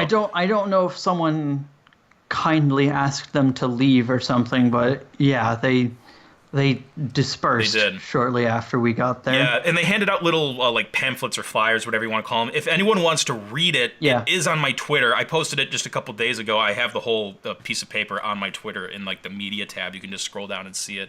But yeah, it didn't seem too unreasonable. I don't know all the politics of that stuff, but it didn't seem that crazy what they were asking for. I know the writer's strike is affecting productions everywhere. But yeah, it was kind of interesting to like walk into a protest. I was not expecting that. No, not at all. Not at all. And if anyone's curious, I knew that the strike was happening. I didn't know that they were striking against, well, Apple TV. Right. Basically, in this case, it was Apple TV Plus because of Apple's original programming. Exactly. You read my mind. That's what I was going to say next. Yeah. So as we're walking there, or actually we were walking back, we got a nice view of like the ground level view of the Ring building there. Inside, this is what it looked like. I've been here before, but it's been a while. Unfortunately, the rooftop terrace wasn't open to the public on this day, which was a bummer, but they were closing off spaces for press and media. So that's understandable. We got our shirts there. They had some cool new merch. They had Ted Lasso merch. You got like a light blue version of the shirt I got, right? It's like, yes. Yeah, well, dude, like a nipple rub. Yeah. So that was really cool. Got to get some little souvenirs there. And I always love getting photos of the olive trees there. Last time I was there, it wasn't quite bloomy. I don't know if this is called a bloom or whatever in the botany world, but I think olive tree flowers kind of look like popcorn. I just thought that looked kind of interesting, so wanted to get a photo of that. They had a new sculpture there called Mirage, which I will maybe post more about on my Twitter. Yeah.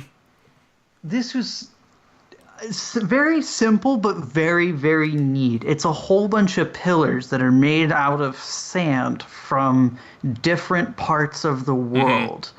And there's a map as you walk in that shows you where all the different sands are from. And the interesting thing about it is as you walk through it, the colors shift. So sometimes they become very amber, as you can see in this shot here.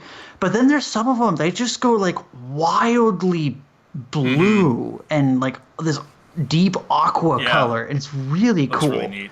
And I did take... Plus, plus they've got this neat texture too. Like they've got these air bubbles trapped inside. You can see like these little cracks on the side of the pillar. It's neat. It's neat to see. And I took a close-up shot of them, and I wanted to make a wallpaper out of it. I'll release that to the Computer Clan Insiders on Patreon and the Computer Clan YouTube channel membership soon, so a new wallpaper's coming out. And I'll still credit the artist that made the sculpture. You know, I took the photo, but, you know, I'll still credit the artist that made the sculpture. So I'm turning this design into a wallpaper. So that's pretty neat. It was cool to walk through. It opened up just like a week before we got there. So interesting. We also swung by Infinite Loop, as I hinted at before, talked to some other viewers that recognized me, and the one guy that did security for Steve Jobs, which is really cool. I thought the interesting thing was when he said, you know those stories you hear about him being a jerk? Those are true. Mm-hmm. Yeah, he put it just like that in public. But he still said, amazing. He still said, like, that one time when, I forgot exactly what he said when Steve Jobs recognized the guy, but he was polite about it. He didn't, like, recognize his name. But he, like, shook his hand and said, like, nice to see you, or something like that. I don't remember the whole story, but, yeah, you know, there's some nice, humble moments with Steve. I've seen some interviews of him where he's, like, really down to earth and nice, but, of course, there's the stories of where he's kind of a hard ass, and, yeah, that was just him. Was he a jerk? He seems like more of a massive control freak. Was that a question from the chat? Yeah, from someone. It could amount to just, in short, him being a jerk. Yeah. I would argue that he was perhaps impatient. But, no, there was one story that he had. I forget exactly what he said, but... Oh, someone planned something out incorrectly, and Steve Jobs didn't have a seat to sit in for some event. This is what the security guy was telling us. And Jobs was pissed. He was flipping out, wondering who the hell set this like. I think it was. No, he could get very upset. It was my understanding. I think Larry Ellison was like assigned like Steve's seat, like in the auditorium or something, and like Jobs had to then sit like 20 rows back or something. Mm-hmm. Yeah, it was fun. Chris Balcombe, I'm sorry if I'm not pronouncing your last name right. I see you kept asking this question, and frankly, I didn't answer because I have no idea what the hell you're talking about, but I'm just going to say it anyway. He says, what do you think about Craig's stance? What the hell does that mean? I'm sorry, like, his stance. Like, what? Oh, Craig has this, like, airport security stance. His feet are, like, a yard and a half apart. Like he's about to go down for like a yoga move. Oh, whatever. I love Craig Federighi. I do too, but his stance is like... Okay. Apparently he can play the guitar. Because, like, I know there was that joking scene where he was playing the guitar in the keynote, but during Mark Gurman's like talk show where they interviewed them on stage, which I totally need to go to next year, Craig was playing guitar live. Like, he can actually play guitar. Oh, yeah, shit. That was pretty cool. So, yep, we visited Infinite Loop. I went back to the company store, you know, the One Infinite Loop store. We chatted with some people there, got some souvenirs. They do have these shirts, and they had like some cool mugs and pens and notebooks. The pens were like $35, which I didn't want to spend money on, but they looked really cool. Here's Brainiac, Brent, and I posing next to one of the signs. There's a bunch of signs everywhere. They have different signs for the different sides of the building. 4 Infinite Loop, 5 Infinite Loop, 6. I've never actually walked around the building before. This is the first time I did that, so that was pretty cool. Hey, Action Retro's in the chat. What's up? And in one of the windows, I saw their little internal bug mascot, the Aardvark. I forgot what their name is. Some people call it an anteater. Dude. Yeah. That was such a cool catch. Ken got so excited when he saw that. And then when he explained the story to me, I was like, oh, shit. And that's just sitting there in the window as we walked by. Yeah, they have a mascot for, like, internal bug tracking, and it's this purple aardvark / anteater. And it was just sitting in the window of one of the offices. So I zoomed in and took a photo. I thought that was really fun. Yeah. But yeah, it was a nice visit. It was a nice sunny day. It was beautiful. Oh my gosh, it's just so much fun going to Infinite Loop. It's beautiful. And we went to In-N-Out Burger afterward. Because Brent's never been, right? You've never been to... I've never been. Yeah. So we tried that out. You know, I don't think I asked you. What did you think of it? Hang on one sec, because there was a lot of new restaurants that I ate on that trip. That's true. We had some amazing food. Holy balls. Except for that fish place. We both got sick. That sucked. Yeah, that was unfortunate. It was awful. But Yeah, and it was out of sync too. I got sick, and Like, I thought it was just like travel sickness at and then like first. 8 hours later, I was like, ugh. Yep. And Stazzy Labs, he wasn't there, I don't think, but he was tweeting about that he got food poisoning too, and I'm like, dang it! It's like, but totally different, unrelated thing. That was just weird timing. Someone thinks my hair is absolutely amazing. Thank you. Great! I love hearing that. So, before I move on to the next part here, which is a big sneak peek at the big June 20th episode I'm working on, I'm just gonna pay attention to the chat some more. So if I missed any of your messages earlier and questions, I'm sorry guys, but now I'm actually like focusing on the chat more. So feel free to send in any questions or comments right now, and we'll chit chat for a bit before we move on to the next part of the show. Thanks everyone for coming out tonight. And yes, people are talking about Radar. Yeah, Radar was the name of the internal system for bug reporting. I don't know how much they use that term now, but like back in the day it was file a radar. That was like filing a bug report. And purple was the theme of it. If you look now, like at the feedback assistant and the problem reporter apps and the preview software, it's a purple icon. Like it's all purple. They are purple. Yep. And Steve Jobs' favorite color? Purple. Not sure if there's a connection there, but those are both true things.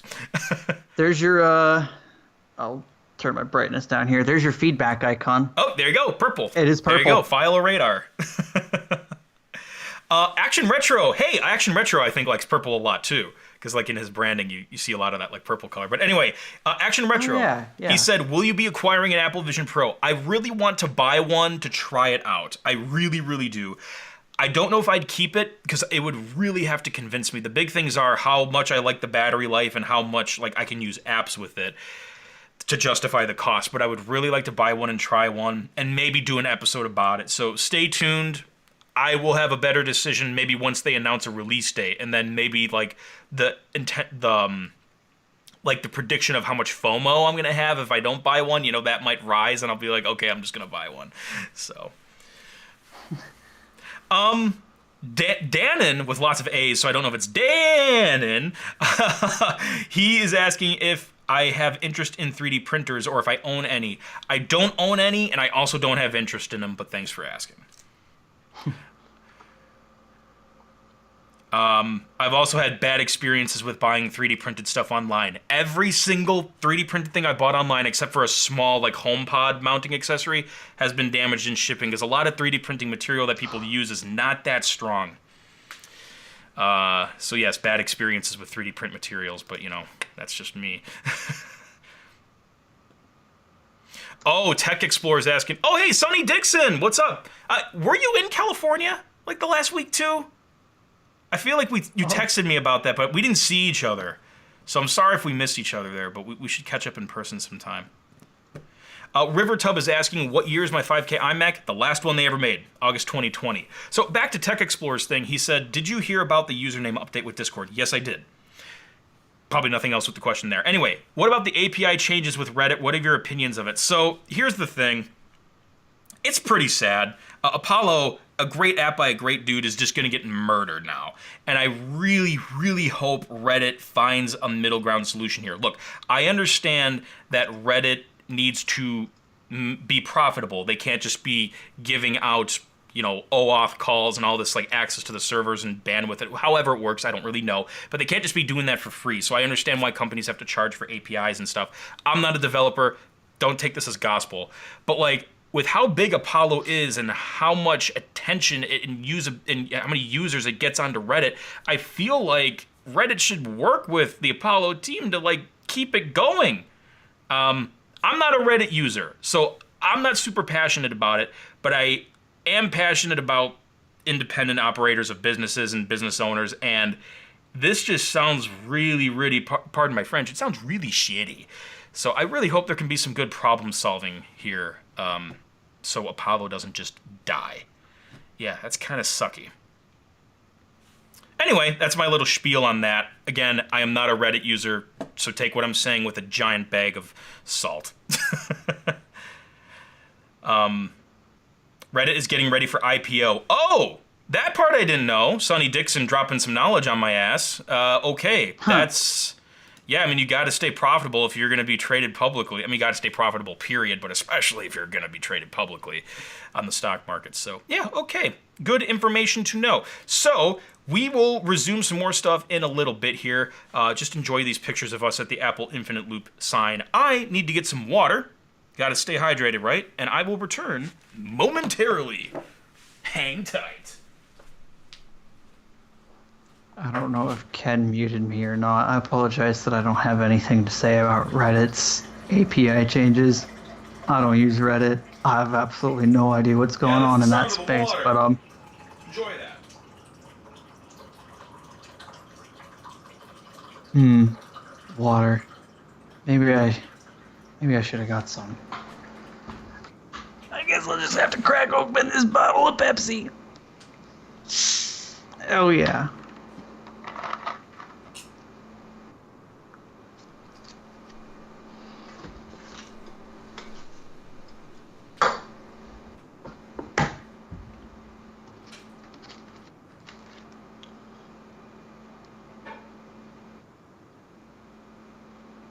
Gotta bring out the Bluid. Oh, you're right. I do need to get some Bluid.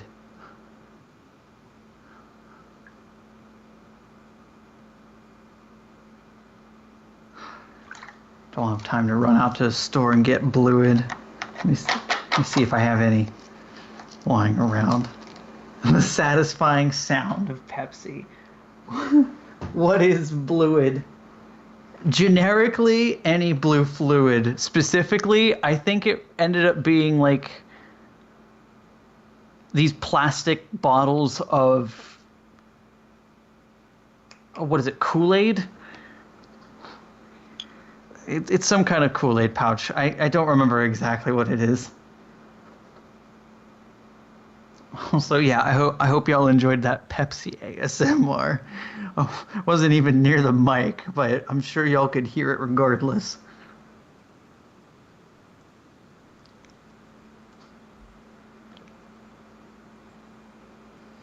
Does that make dish soap Bluid? Okay.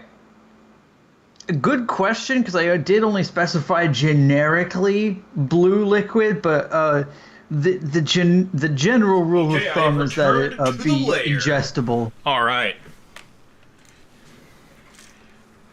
Hello, everybody. I'm back now. This is great. You know what? I'd like to take a moment to talk about my Patreon, patreon.com/crazyken. If you like my stuff, and I really hope you do, and you want to support me financially and give that little bit extra, I highly encourage you to check out patreon.com/crazyken, because any additional financial support is really, really appreciated, because it is expensive as hell to run a YouTube channel, especially with the production value that I do. I don't think anyone in the video industry would argue with that fact. It is very expensive.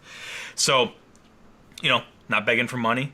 I make free content, and it will always stay free, supported by ads and sponsorships, which are really nice. But if you want to help fund the channel a little bit more, patreon.com/crazyken. I'll be very, very grateful to you. Now, here's the cool thing. I give you stuff in return. You get early access to episodes. And guess what? Those episodes are ad and sponsor free. You also get your name in the credit roll at the end of the episodes. You also get VIP Discord access to a private chat that the public can't see. And sometimes we have voice chats in there as well. And you get behind the scenes access. You get behind the scenes sneak peeks of everything I'm working on. And the cool thing is, too, you also get the exclusive Crazy Ken After Show, which is where I break down every episode after it gets published, and I tell you the behind-the-scenes stories of how each episode was made, and I show you behind-the-scenes footage and other deleted scenes that the public doesn't get. So you get... Those are fun, by the way. Yes, they are very fun. Those are very fun. They are very, very fun. In fact, you're getting a bit of that tonight, because Brent and I are telling you about our trip to California where we were filming stuff. Yeah.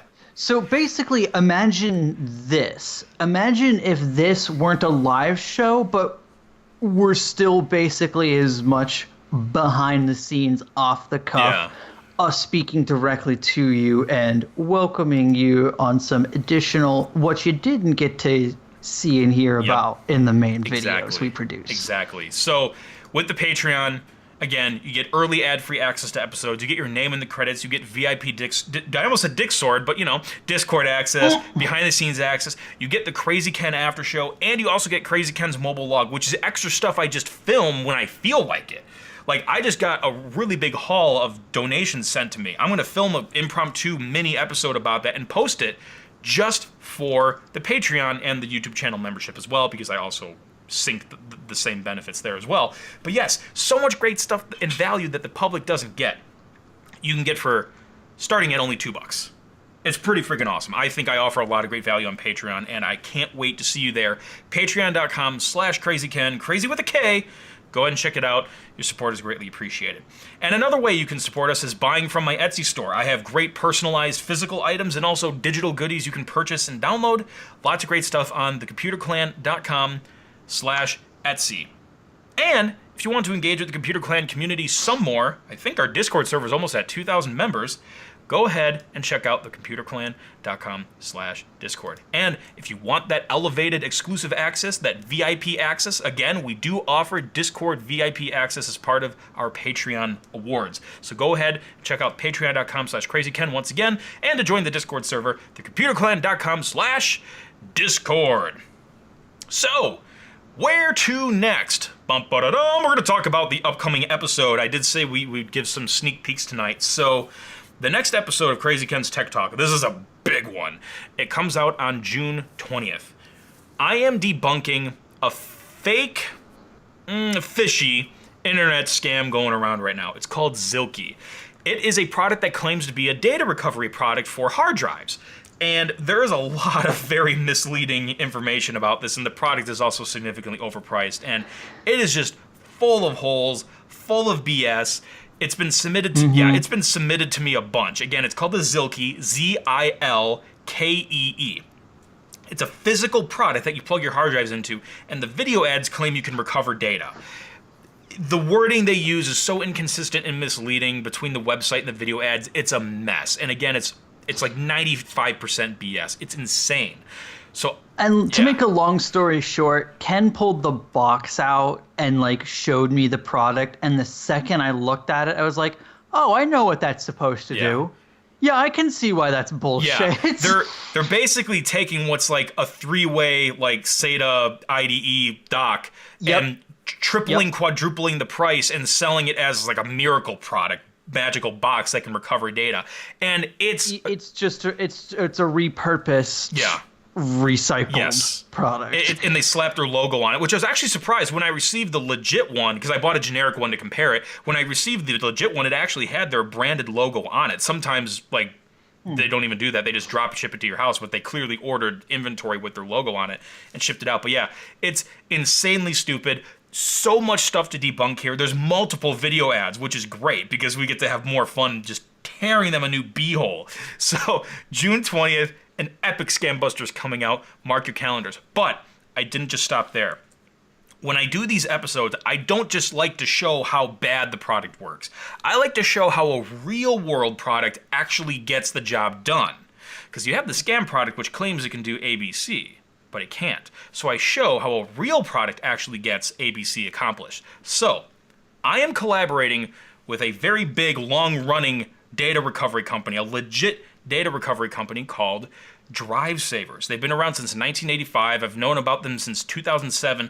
They do legit software, hardware, logical failure data recovery, and they're based out of Napa, California. And that was the main reason I was actually in California. So check this out. They invited me out to their headquarters, and I have some sneak peeks I want to share that I did share with the Computer Clan insiders early.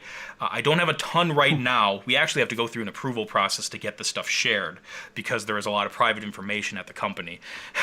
But what I'm about to show has already been cleared for public display. So yes, we were invited there to take a tour of the facility and learn more about how real data recovery works. So I'm working this into the story, and it's going to be so cool. And one of my favorite parts was I got to go into the clean room. So, I actually, went through their, little airlock, whatever it's called, chamber, put on the bunny suit, and enter the clean room environment where they surgically work on the hard drives, because one little speck of dust can totally damage a hard drive. So you got to be in a very clean environment to work on them. And they let me keep the bunny suit. It's actually like hanging up on a hanger down the hall from me right now. So that was pretty cool. So, and we got to play with this cool machine that just destroys a hard drive. It wipes out the data completely. It makes the hard drive useless. You put it in, it charges up a pulse for like 15 seconds, and then it goes poof, and it just destroys the disk. It's amazing.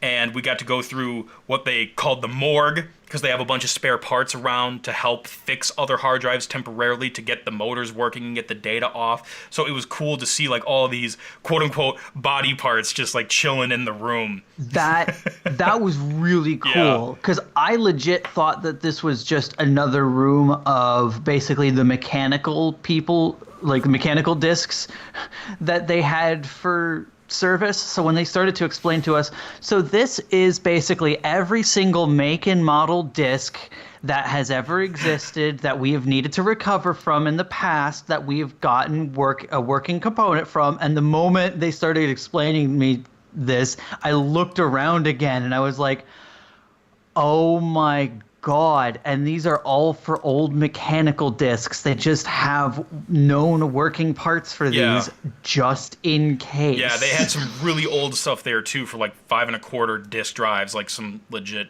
cool retro stuff as well. And it's all labeled, it's all filed Yep. away so that the bins are labeled, and as you look through you can see the brand names very clearly. So there's stuff for IBM, Yeah. Maxter, Hitachi. Like, it's all there. Yeah. And Ian is asking, can they recover data from SSDs? Yes.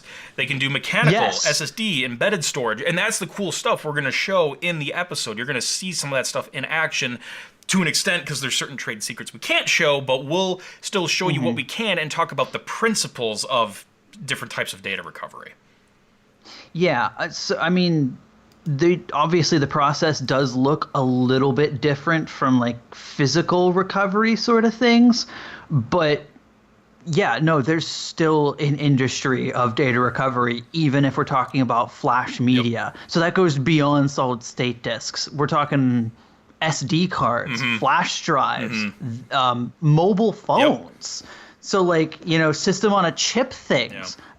It's all in their wheelhouse of data recovery. It's so cool. I really loved how they showed the embedded storage stuff, where it's like if you have a broken iPhone board, how can they like desolder the chips and reball them and put them together to get the data off. It's really cool, and I can't even fully explain it right now because I'm still in the research phase of writing the script, but it's really freaking cool. And I loved their philosophy of, if they don't know what's wrong, don't dissect the hardware yet. So what they do is they have this really badass X-ray machine where they can examine all of the parts with X-rays and try to identify a problem before they start physically poking around in there.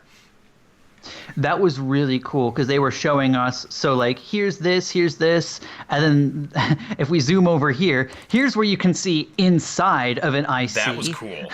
So that was so cool, because then they were like, so here's where you can see inside of the chip where all of those contact points get wired in with these really tiny thin copper traces to this point here. And that's how we identify if something might be damaged. If, for example, we can see that there's a bit of damage on one of these points, or if obviously one of those traces is snapped, we can then say, well, that's what's damaged. I really liked seeing the coils inside the inductors. You actually see like the little circle inside this rectangle. I can't really John Madden it, but if you look at the like little oval inside the rectangle on that blue X-ray, those are like the coils inside the inductors, and it's just so cool to see it with an X-ray view, because you don't really see that stuff too often unless you dissect your electronics and cut the chips open. You don't see that.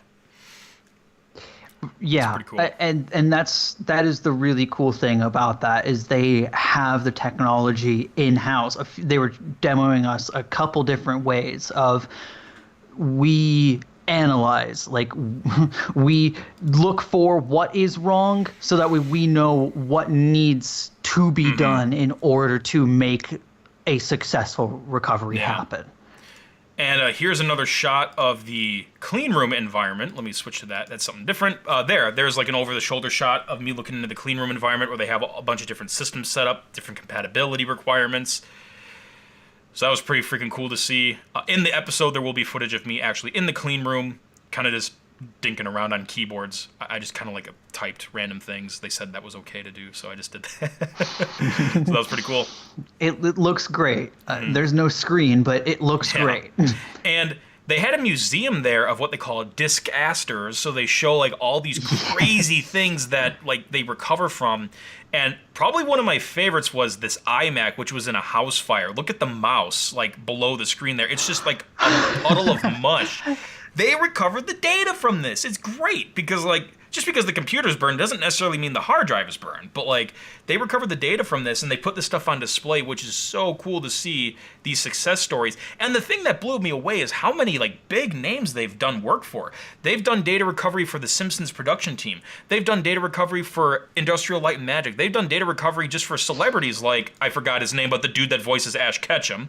Like they did that, and they had like a Pikachu picture there, which was great. Like they do all this recovery for these big time celebrities and these really severe fires and floods and stuff, and they just do it. It's crazy how successful they've been. And you know, their policy is no data, no payment. Like if they really can't get it for some reason, they don't charge you. So that's really sweet of them. Yeah, that freaking mouse is just melted. It's like a moldy pancake. It's just flat. Oh my gosh, it blew me away. And we'll also talk about this briefly in the episode, but also Brent, they coached you on reballing a chip, a NAND chip. It was the first time you did that. What was that like? Yeah, so I got to reball a BGA chip, which was really fun. I didn't do all of it. They got some of it prepared for me, but what they were showing us is like they have a chip that's like for demo purposes, basically for being able to have this sort of experience. But they were showing us is like, so what we have here is just an array of all of these stencils for different chips, because all of them have different contact points that are specific sizes and specific, dimensions apart from each other. But they were like, so this is the stencil for this chip. As you can see, there's a couple additional holes in the stencil that aren't used in this specific chip that we have here. But anyway, you lay it down here. You smear on the, I forget the exact. It was some kind of paste material. It's like a metal oxide. And then you just get a nice even coating of it. It's almost, this is going to sound weird, but it is almost like just spreading butter by toast. on toast. Yeah. you want to get a nice even coating of that, so that way it fits into all the little tiny holes in the stencil. And then after you get that scraped up, so that way it's even in the holes, not on the stencil, they give you a heat gun. Concentric circles. Even more fun now.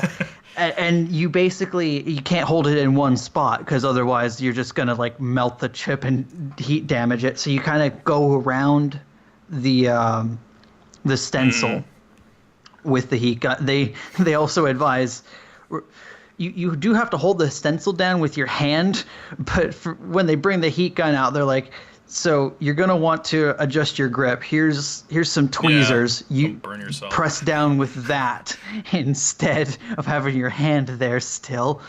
So you switch off the tweezers.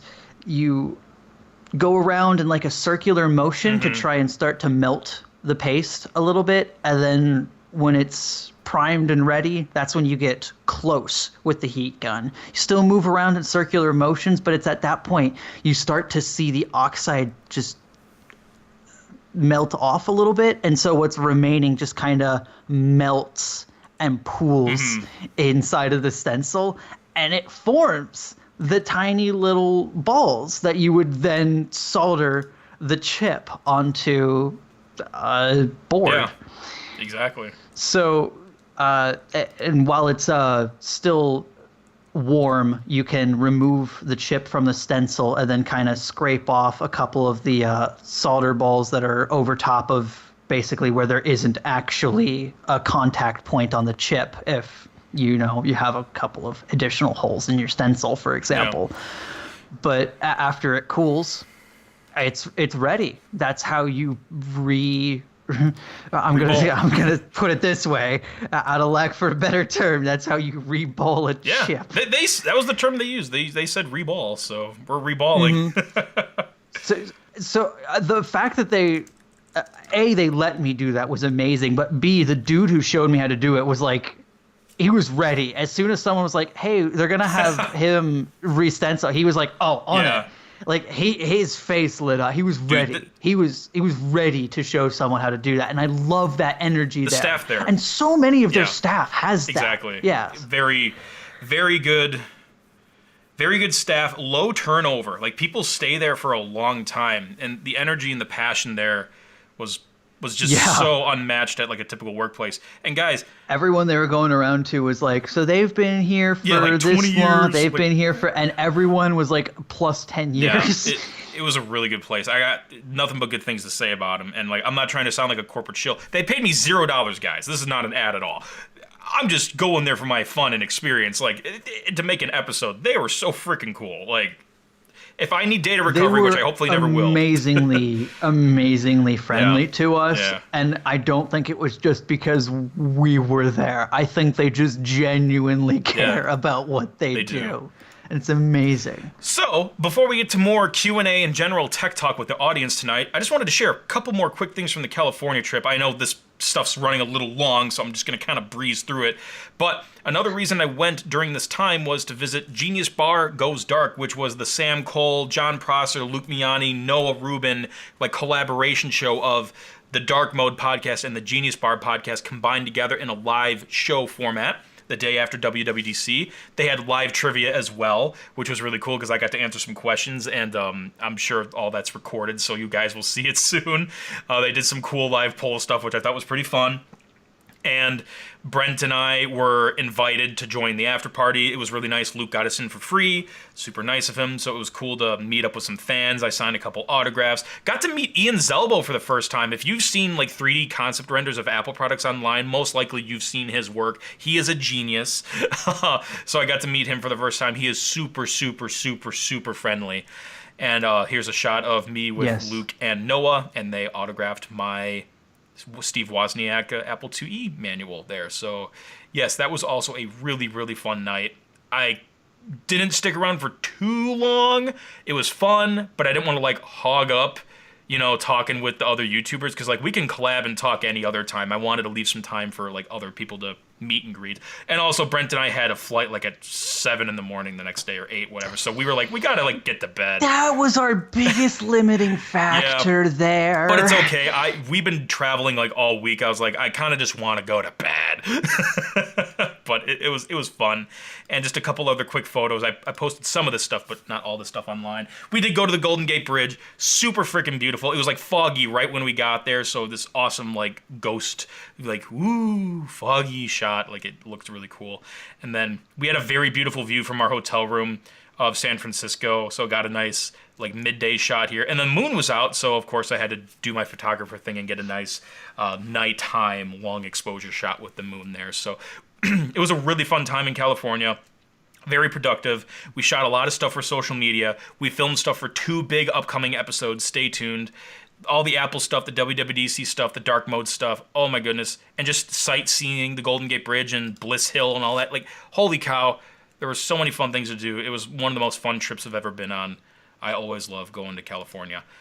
And thanks, Brainiac Brent, for going with me to help film stuff and also just help do things like navigate the streets of San Francisco. Dude, weird. I mean, as with most cities, I wouldn't live there, but San Francisco was weirdly really fun to walk around. It was cool. It was really cool.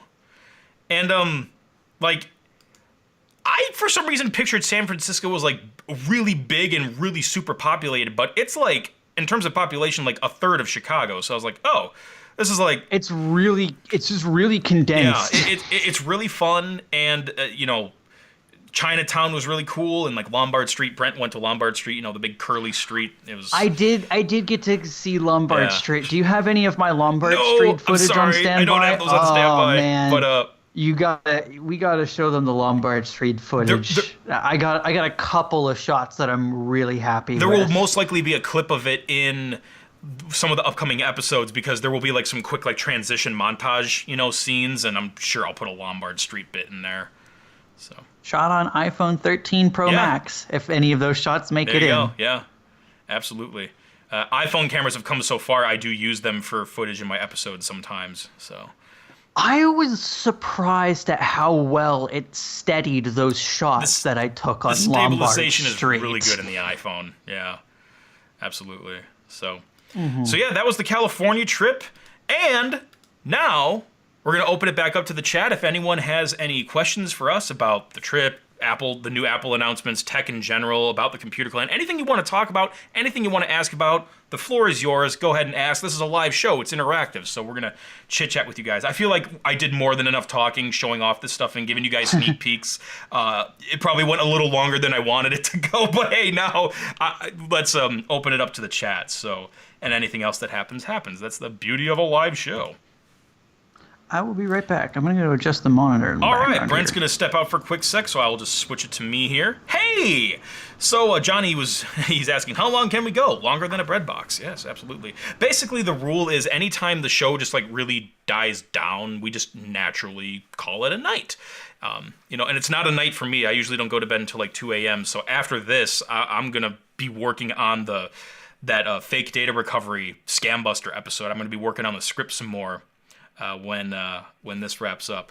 Also in the background, that's the box from that Apple Park like souvenir place where I got, that was what the shirt was in, by the way. So their boxes are really neat. I don't know what material they're made of, but they have like a nice soft feel to them. Tech Explorer asks, should I just upgrade all my Apple devices? Pretty much all my Apple devices except for my iPad Pro are no longer supported on their software. You're talking about like physically upgrading them. Well, that's up to you. That depends on your budget and your needs. I do not upgrade every year. My MacBook Pro, I went like 7 years or so before I got a new laptop. This iMac is coming up on 3 years old. My Apple Watch, I went for like 5 years before I upgraded it. My iPad, I went for like 6 years before upgrading it. Yeah, the thing I upgrade most frequently is my iPhone. I upgrade that every other year, but everything else is like 3, 5, 6, 7 years. I don't find a need to update Apple products that often. And I know there's those people out there that are like planned obsolescence with Apple, blah, blah, blah. I don't think that's true, because you can use them for like almost a decade and get tons of support for them still. And by the time your product's like 10 years old, it's probably time to like retire that thing anyway. But yes, all my stuff still works, and I don't really like use my old Apple Watch anymore, but like my old 2013 laptop, for example, yeah, it doesn't get new operating system like feature upgrades anymore, but the software is still supported. The tech support is still there. The computer still works. Just because you don't get new operating system feature upgrades doesn't mean the product just suddenly stops working. It's from 2013, it still works great. It's my guinea pig computer. I use it in Krazy Ken stuff all the time. In fact, you'll see it in the upcoming episode again. I use it to run Windows too, because it's an Intel computer. I could throw Windows on there.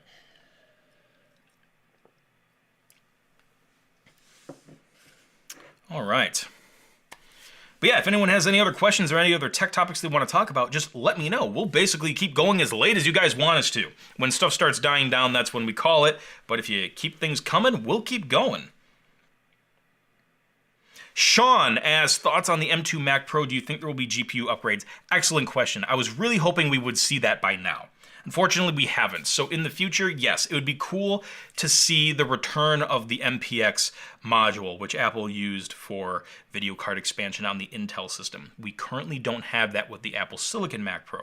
There's PCI expansion slots, but nothing like video card support with MPX. It'd be cool to see that come back. Maybe it's going to take another year or two to make the architecture work with Apple Silicon compared to Intel.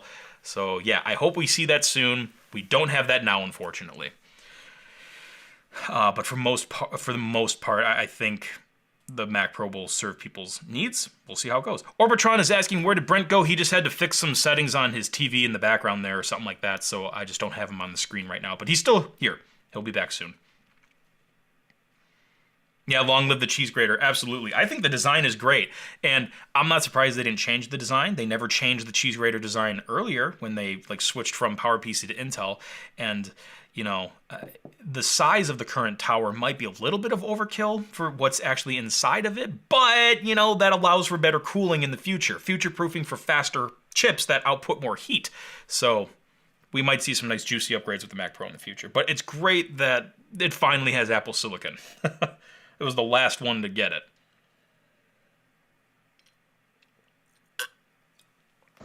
We talking about how the Mac Pro has a lot of spacey space inside of it? Yeah, we were just talking about like I was given my little spiel based on a question from the audience if they'll ever like bring back the like MPX module expansion for Apple Silicon, and I hope they do something like that.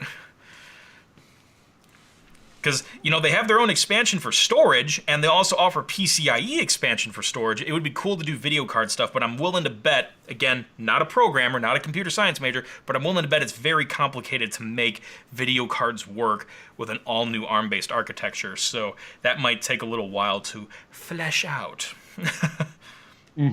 So... Jobbers is asking, how did you get inspired for being a YouTuber and being a tech collector? So the YouTube thing came from watching The Creative One, also known as David DeFranco, and Alfred de Blasi, also known as A de Blasi. I'm actually planning to visit him soon. I just watched their videos of them like tinkering with old computers and stuff, and I just started collecting. And then from there, I started filming the collection because I was like, well, I want to share this with people, and that's when I started doing the YouTube thing. And it has evolved a ton since then. But yeah, it started with A de Blasi and The Creative One. If you go back to their channels and like scroll back to 2008, 2007, you'll see the kind of stuff I watched.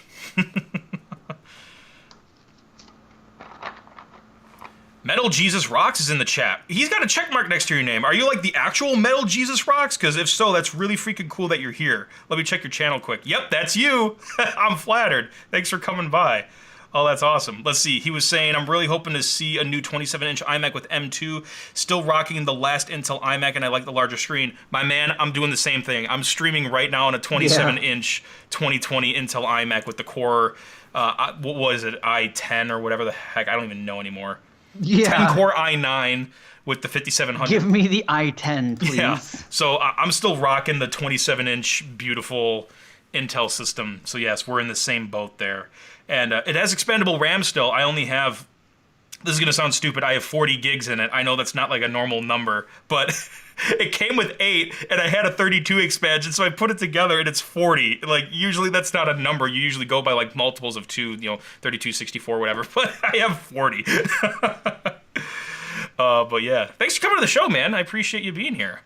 So, yes, I'm rocking the Intel. The Mac Studio is very tempting to me. It's just the problem is I'd have to buy a display for it. That's the main expense I really don't want to do right now. The Mac Studio offers so much performance and I/O and a good price for me. It's just now I have to spend $1,600 to get an equivalent display to what I already have. And yes, there's ways you could hack this hardware to turn this iMac into a monitor for an external workstation, but I don't really want to do that. I don't want to risk breaking anything or sacrificing the experience. So what I think down the road I'm going to do is I'm going to sell this computer. I also have a spare Intel Mac Mini that I don't use, so I'll probably sell both of those and just put that money toward a Mac Studio and a Studio display, but probably not for another year or so, because this computer I'm using is still really freaking fast. But at the same time, my video editing demands are growing really, really quick. I was already really doing a lot. My Final Cut Pro timelines have between like 1,200 and 1,700 items in it. It's all in 4K. And I used to do an episode like every 3 to 4 weeks, but now I do an episode every 2 weeks. And it's like, whoa, output is really increasing. And I really could use something that does way faster rendering, which the Mac Studio could do. But it always comes down to the dollars. Like, is the juice worth the squeeze? So we'll see. But yes, an M2 27-inch iMac, whoo, baby, that would be cool. But I don't know if Apple's going to do that anymore, because I think a lot of the pro market wants an external desktop, not an all-in-one system. We'll see. So yeah, let's see what else is going on in the chat. Would I ever buy a non-Apple display? I mean, I have in the past, but man, Apple display quality is just really, really good. That's something they've done so well. It's just like in their DNA to make it look good. But, they essentially pioneered desktop publishing and then desktop video, so they have an attention to visual detail like that. Plus, they were one of the first company. Actually, I think they were the first company to do an industrial design group for computers. So, they just have a really good attention to detail. Not everything they do is good. They've made some dumb decisions, but I like their displays a lot. And I have used other ones, and something about the Apple displays just seems to work really well, and the color accuracy and, the nice gloss with the anti-reflective layer. It's just really good. But I have used, I used to have, a 34-inch, LG display. I used that before, but, this thing's 5K resolution. It's just hard to beat. Apple does have a good tendency of getting really nice panels with really good viewing angles. And it's that last part that's really tough to get both of. Yeah. Got to have a good viewing angle. And, now they're doing a lot with HDR as well, which is pretty good. Because a true HDR reference system, in the professional video editing world, will cost probably about $20,000. But they sell a solution which is with the stand at $6,000. So it's not a super mega ultimate pro HDR solution, but it's really good for $6,000. The Pro Display XDR has a lot of great features for $6,000. That's overkill for me. I wouldn't do that. I don't even have an HDR workflow, but their displays are really, really good. So I'll hold out for a Mac Studio and a Studio display. That's probably going to be my next Mac upgrade, but probably not for another year or so. Yes, Orbitron, I agree. iMac displays are incredible. Absolutely. Absolutely. What's my favorite version of Mac? If you're talking about the Mac OS, are you talking about the Mac hardware? I don't know if I really have a favorite. I have some favorite collectibles that I have behind me here, but I don't know if I have a favorite per se.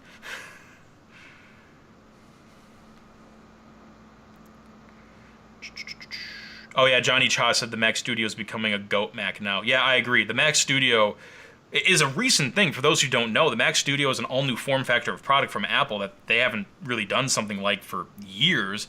So it's really cool that they did that. It's they had the Mac Mini and then the Mac Pro, but they never had a middle solution, and that's what the Mac Studio has been, and it's really freaking great, and they just supercharged it again last week, and it's so good. Last week, I mean 5 days ago. It's so good. And the I.O. was on the front, which is, there's I.O. on the back and on the front. That's one thing I like. The iMac is beautiful, but having to always reach around the back to plug stuff in is kind of annoying. So... Sam Holland, what's up, man? Am I going to get the Vision Pro? Maybe. I don't know just yet. Lex Welsh asked, what do you think about the Vision Pro for VR games? Apple didn't really show much gaming stuff, so I don't have much to say yet. We're going to find out. Rivertub is saying, oh, yeah. Yeah, it seems like there's enough hardware in there to allow it to do, the tracking of everything that it needs to do, your hands, your eyes, the space that you're in, and then be able to also have enough power to calculate basic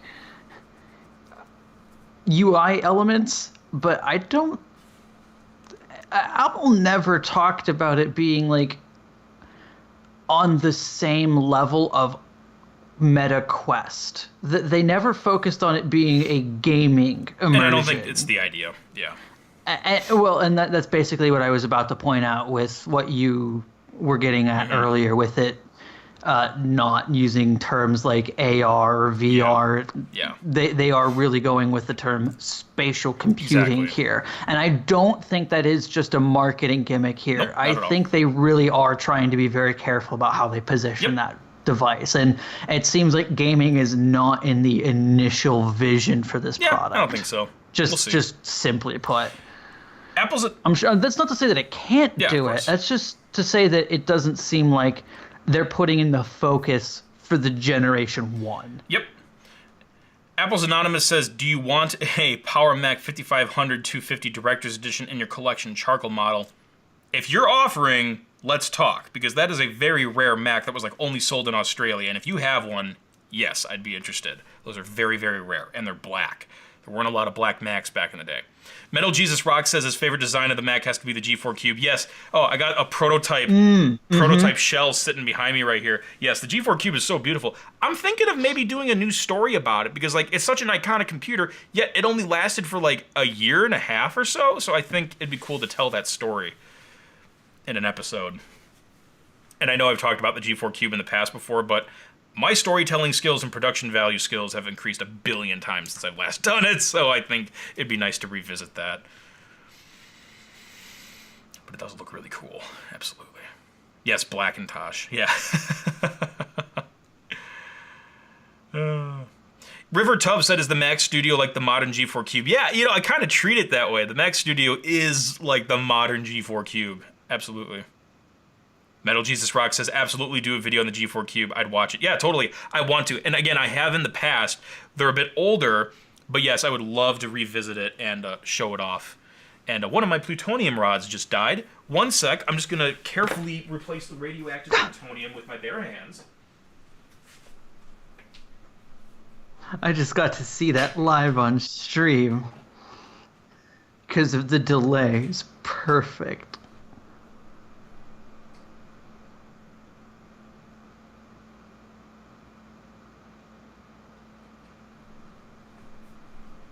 Radiation never hurt anybody, right? There we go. Got the new plutonium power supply in the layer there.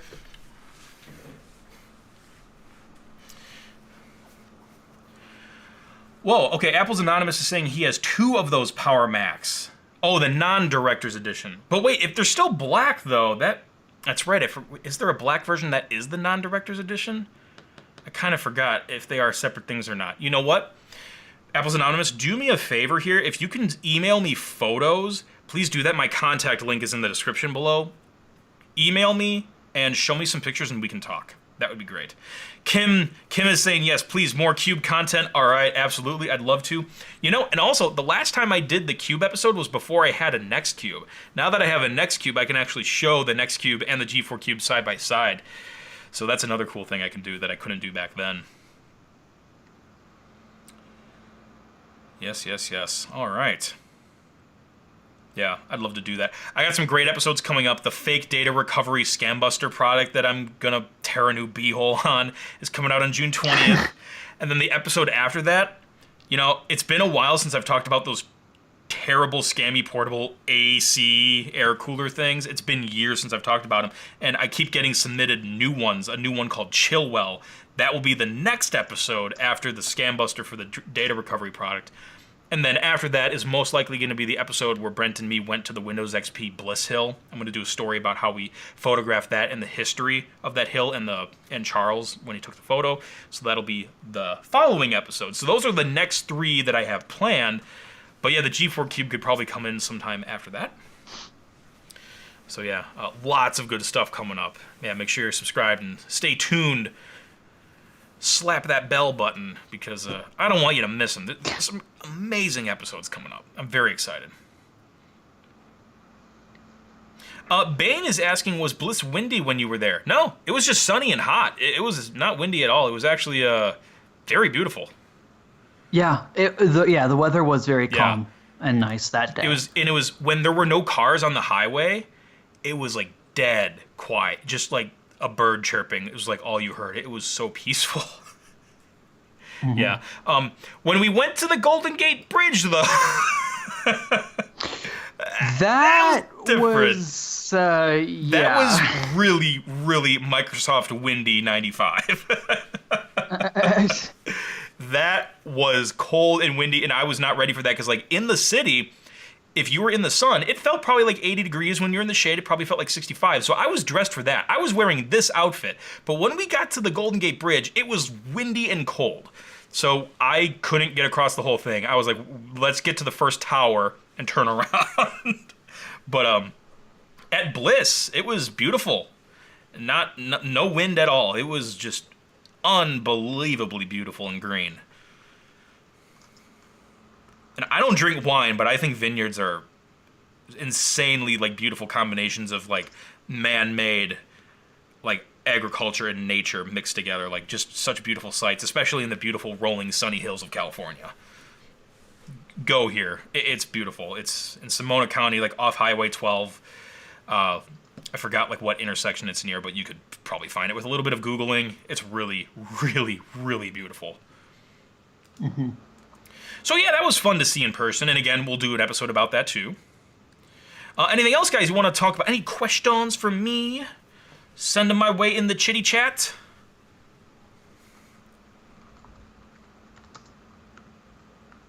Oh, Rivertub is saying the unibody iMac in the background looks futuristic even today. Yeah, it's still a pretty cool looking computer. It's not really a unibody though, because it is two separate pieces. The back is plastic. It's a black plastic, so it's aluminum and glass on the front, but it's not really a unibody per se, because they are separate pieces, not all in one. So that is a 2007 unit.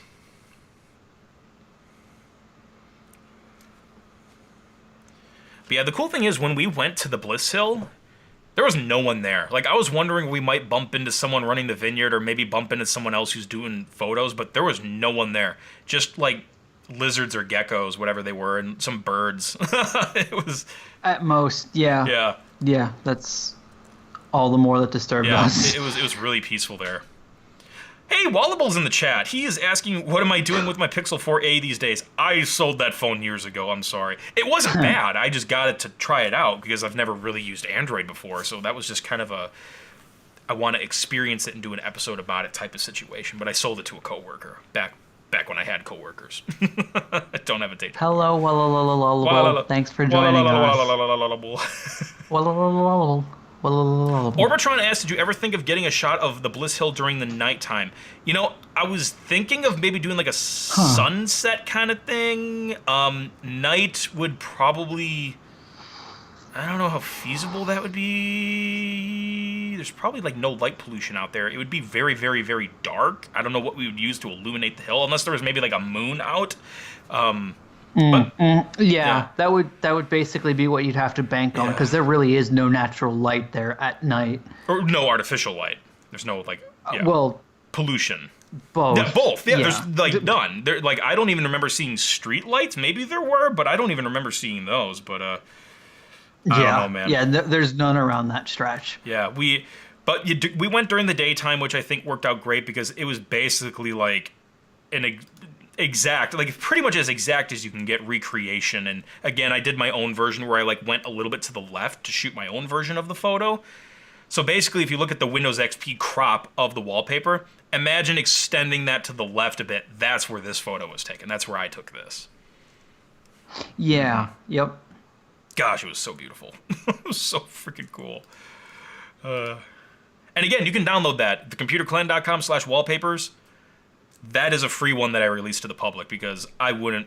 Yeah, I know I have my premium ones that you pay for or you subscribe to on Patreon, but that one's just like cool Windows XP nostalgia. I can't, paywall that. That's free. That one's free. Hey, Mighty Raptor, Colby's in the chat. He says he misses the team deathmatch and Gary's Mod stuff. I know, we used to do that weekly on this live show, like back in like 2014, 15. Yeah, it's not a thing I do anymore, but yeah, I know. I think it's cool seeing viewers, longtime viewers, get nostalgic for the old stuff. It means you've stuck around and you like what we do, so I appreciate that. But yeah, for those who don't know, Computer Clan Live used to be a weekly tech news and gaming show. Years ago, it started in 2009. YouTube Live wasn't a thing, Twitch wasn't a thing. We were doing this stuff before live streaming was really like a mainstream thing.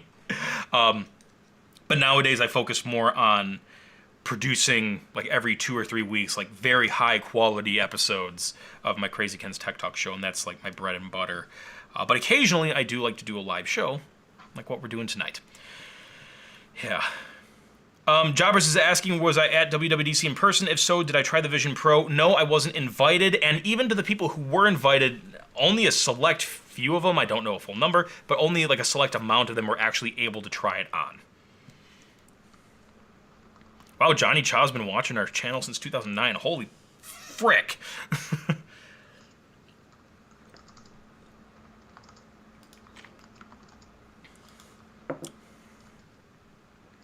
Alex Tool Studio says, hello? Hi. I udge you back. Tech God says, thoughts on the new 15-inch MacBook Air? Hey, I think it's pretty sweet. I prefer smaller screens for my mobile stuff, but hey, I think it's going to be a really good seller because the MacBook Air is already such a famous, like, popular laptop. Adding that larger screen size option, I think is gonna really drive sales. Oh yeah.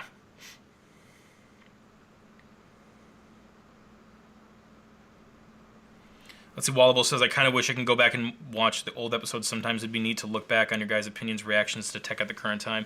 Yeah, I can understand that. The reason why that stuff is private is because I'd have to vet it all. Like, I don't know what kind of stuff was really in there. I still have everything archived, but it's not published anywhere. Yeah.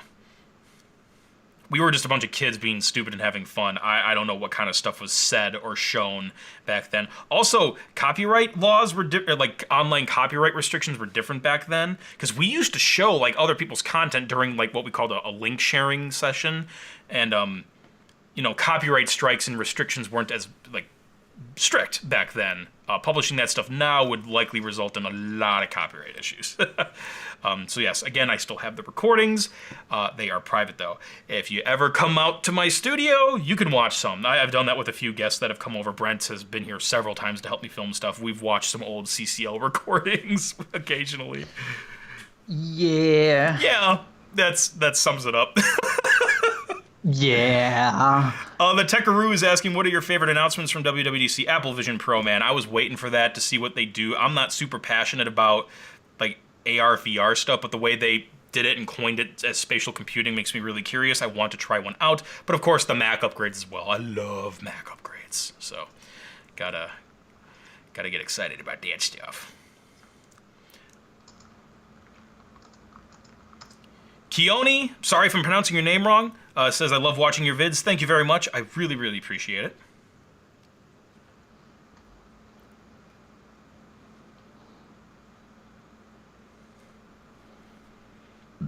Apple Vision SE. Yeah, I was talking about that earlier.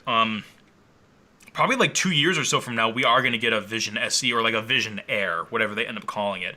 We have Vision Pro now. You know, it makes sense. Keep it more expensive, put all the tech in it, let the developers do their thing, let the market figure out what it wants, let Apple adjust to that, and then later introduce like the quote-unquote lower end version, call it Apple Vision SE or Apple Vision Air, you know. We'll see what happens. Bring back the Blue Dalmatian. Yeah, Maniac Mike has a Blue Dalmatian iMac. I don't have one in my collection, but yeah, Apple used to do some funky patterns on their iMac cases. Ivan says he likes the scam busting series. Then you're gonna absolutely love the episode on June 20th where we debunk the Zilkey, which is like claiming to be like a miracle, like data recovery kind of box product. Oh my gosh, it's gonna be an epic episode. June 20th. Stay tuned. Awesome scam buster. YT Applications asks, what are your favorite kind of videos to make and produce? Everything, man. I only make what I want to make. Before I used to like not always do that. Now I only make the stuff I want to make, and the performance is much better. Like the stuff I used to make would take like a year sometimes to get to 100,000 views, but my current stuff gets 100,000 views in like a little over a day. It has grown so much. I have put so much more work and effort into refining it and actually making stuff based on good ideas and stuff that I want to do, not just half-assing it like I've done in the past. And, you know, I know those episodes are still fun and, like, people like them for nostalgia and all that, and that's great. But I've refined my own process of storytelling and making episodes and doing the ideas that I want to do that I think are going to perform well. So, and it has paid off. Views have gone up, and I'm way happier. I like making stuff that I like to make.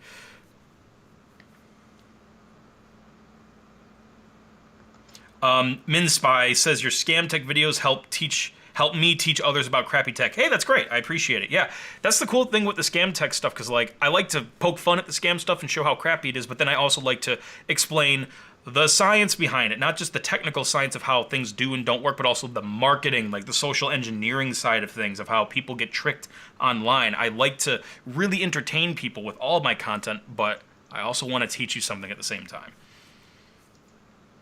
Well, asked, am I going to LTX? No, but I really want to. I was really passionate about going, and then boom, COVID destroyed the planet. and I really haven't thought about it much since until they started announcing all the content creators that are going to be there, and I'm like, okay, now I'm getting a little bit of FOMO, so maybe next year. I gotta get a passport. Mine is like way past expired. Yeah, I haven't been to Canada in a long, long time. But yes, LTX will be a thing I do in the future. Vintage Computer Festival Midwest. If you want to see me talk on a panel, you want to come to my booth, hang out with me, look at my tech in person, autographs, selfies, whatever, I will be at Vintage Computer Festival Midwest in September. That is always a super fun time. I don't remember the dates, but if you look up Vintage Computer Festival Midwest or VCFMW, you'll get the information. That is a really fun time. Plus, you get to see hundreds of other booths of retro cool tech. It is an amazing experience. Levi asks, are you going to do a video about macOS Sonoma installation sensation? I don't do installation sensations anymore, just because they don't perform as well as the new stuff I do. So, short answer, no. But if I do install the beta later, I will tweet about my experience. That stuff works well for like my Twitter social media, but not really for my like YouTube content anymore. So that's my answer for that.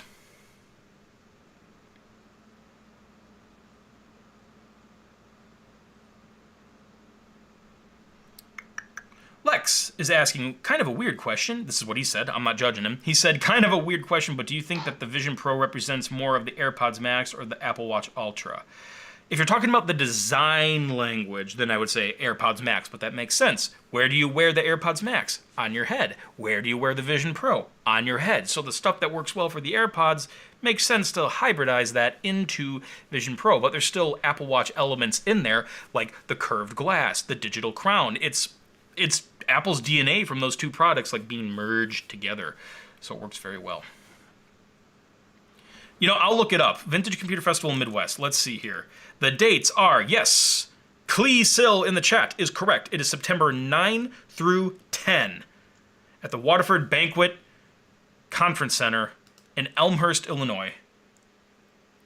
This is probably going to be the most packed show ever. Like, we were already busting at the seams last year, and it's probably going to be even more crazy this year, but in a good way. Come to Chicago, have some fun, eat a Chicago dog, eat some deep dish pizza, and, you know, enjoy all the retro tech at Vintage Computer Festival Midwest. It's so much fun. I'll be there. Brainiac Brent will be there. I think Clint from LGR and the Apic guy are going to be there too. Don't quote me on that. But they usually have a good handful of tech celebrities there. Rune says, hello from Denmark. Hello! Thank you for tuning in to Computer Clan Live. Yeah, for those who are just tuning in now, we're just doing, like it's like open mic night. Like, we're doing Q&A and other comments and stuff from the chat room, and I'll answer them live and talk about tech stuff with you all. Right now, we're talking about Vintage Computer Festival Midwest in September, which is an awesome retro tech convention that I have a booth at, and I present at in a panel format. So yeah, it's in Elmhurst, which is like just outside of Chicago. You're like a 30-minute drive away from downtown Chicago, give or take. So if you want to do Chicago things, you can do that as well. The giant Galloping Ghost arcade with like 900 arcade machines and pinball machines is also nearby if you want to have even more retro geeky fun. Oh, did I forget to mention, the show is free.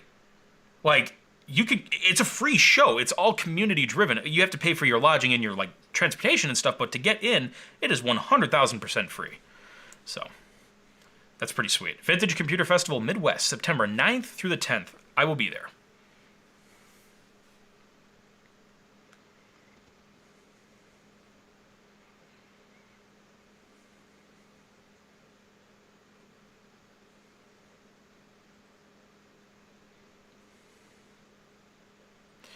Rivertub is saying Apple could not release any of their tech and products today with the equivalent performance of a couple years ago with Intel. I don't know what you mean by that, but I've used their Apple Silicon stuff, and I've seen other people use it too, and it's crazy fast compared to the older Intel stuff. So I'm not sure what you mean by that, but the Apple Silicon stuff blows me away with how fast it is. Maybe I'm just misunderstanding like the grammatical structure of your question. There's also something that might be really easy. I'm sorry, Brent. I don't know if like something noise cancellation kicked in, but you're kind of like muffled. Can you hear me? Okay. No, it's like really a degraded signal. I didn't do anything, Ken.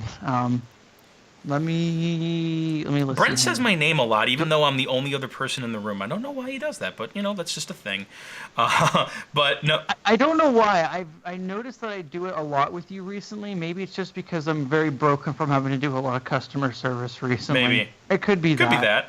that. But yeah, it is very. Um, Yeah, the chat is saying that too. is it staticky or It's like it's like I don't know how to describe it. It's like loud but quiet. quiet? It's like loud and quiet at the same time, and kind of like muffly.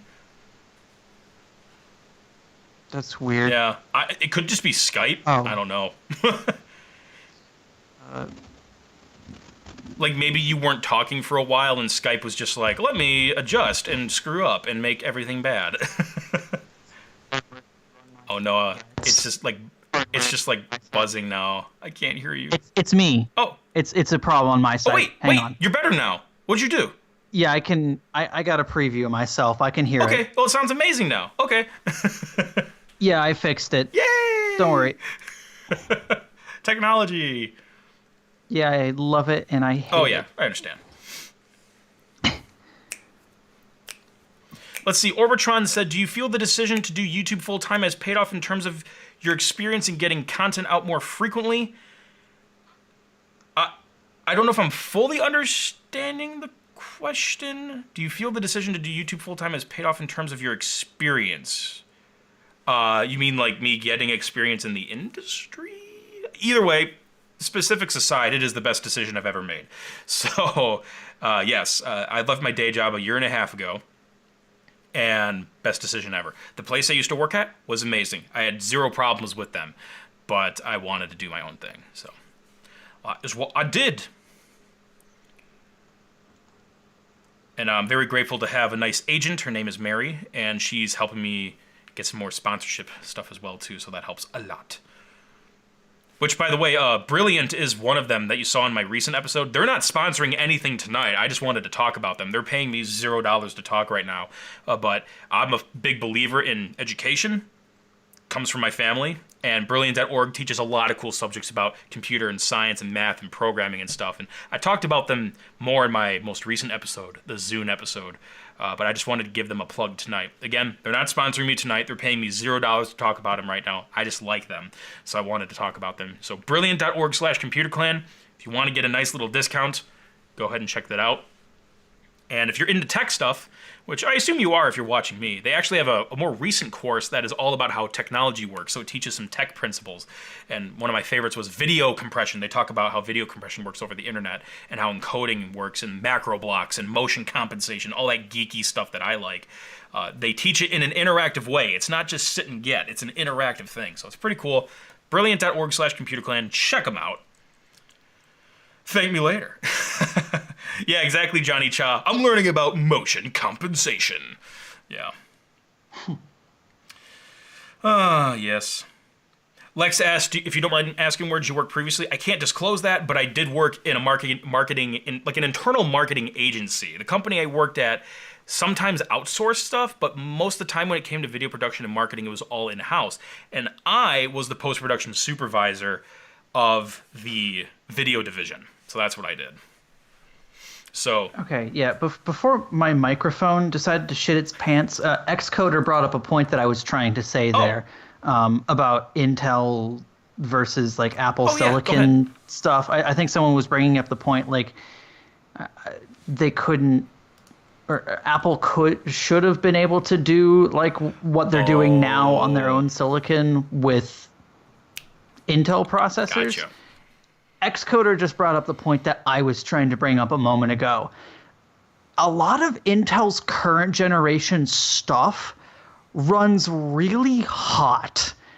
The performance per watt just is not there right now. So it's not really that Intel's processors can't do very intensive things. It's that if you were to put an Intel Core A9 processor in an Apple Vision Pro, you'd have heating issues out the wazoo. Yeah, that wouldn't work. It just wouldn't work. And then the battery would go, and it's all just being expelled as heat here. Yeah. Apple's performance per watt is just phenomenal. It is the kind of chip that you want for any mobile architecture. I have a really. MacBook Pro with the M1 Pro inside of it. I've never heard the fans turn on. It's insane how cool that thing runs. Like, I'm importing like 2,000 like raw photographs with 12 bits per channel all at once and like editing through them. It'll get a little warm, but not hot, and the fans don't even turn on. It's insane. Like how, and the battery lasts for hours and hours. I rarely plug in the laptop. It's just, the power consumption and the heat output is so low with Apple Silicon. It's freaking amazing. I don't miss Intel at all, as he says while using an Intel computer. But I'm using an Intel desktop. You know, you don't really have to worry much about heat as much, and you don't have to worry about battery life because it's a desktop. But on a laptop, yeah, it's freaking great. But yeah, performance per watt is the main thing there. It's not just performance; it's performance per watt. Absolutely. It is performance per watt in this 100%. case. Yep. 100%. Anything else, guys, you want to talk about in the chitty chat room? Basically, I'll just keep going as long as you guys keep going. I mean, Brent can take off whenever he wants to. You know, I'm not gonna like hold you hostage here, but I'll keep going. Screw all y'all. Goodbye. Yeah, screw you guys. I'm going home. Go on. No. Bane SRB asks, on a scale from 1 to 10, how would you rate making videos from scratch? I don't understand the question at all, so you'll have to rephrase it, but it sounds interesting. So if you can rephrase that and ask me, I'd love to answer. I don't know what he means, though.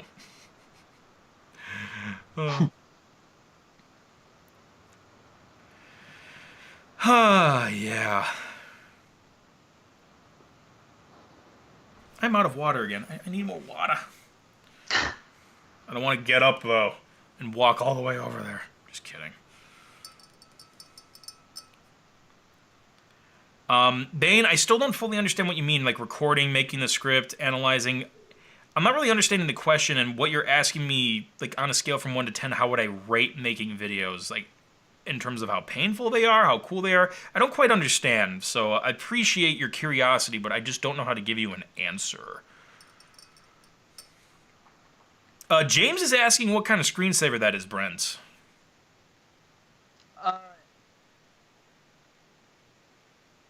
Oh no, I'm sorry, your audio went again. Come on. Just smack it, it'll stop. Is it good now? No, I'm sorry, it's bad.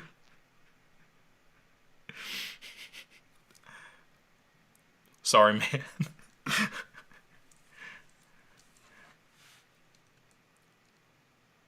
On.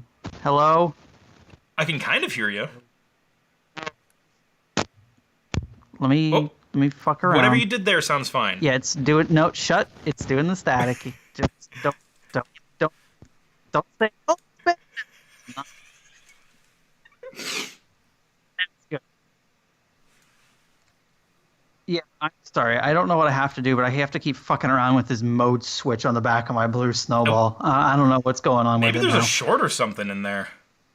It's loose. It's loose because I'm having to push down firmly in order to get Firmly it grasp into it. a place where it's not staticky or anything. So that's fun. Gotcha. But anyway, Sage was saying that this was one of the After Dark screensavers earlier. I don't know anything about that history, I'll be fully honest. I just know that whenever you install X screensaver on the default Raspbian interface, this is one of your options. And I love it. I also have an app on my old ass iPad here. Hang on a sec. You guys are gonna love this.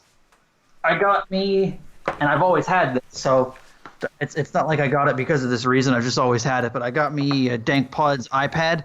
Oh, yeah. And one of the apps I have on here is like X screensavers, and this is just one of them that I found on this app. Really love it. So now I also have it on my Raspberry Pi. Oh, yeah. And yes, as you can see, it makes an excellent screensaver. I lost it in the chat. There it is. Control iPhones has a fun question. I think we can both answer this one. Favorite Apple exec? Craig Federighi, hands down. What about you? I mean, I'm thinking Johnny Ive is a good close second for me, but yeah, I think I'd have to go with Craig as well. Well, Okay, I wasn't factoring in people who aren't there anymore, but yes, Johnny Ive is also. Oh, okay. Yeah, fair. Johnny and Craig are both quite badass, but for like totally different reasons. I love Yes. Craig's like charisma on stage, and Johnny, I just Yeah. love his brain. I love his brain and like how calmly he talks with that sexy British accent. Yes. Even though he's not at Apple anymore, he's still pretty cool. So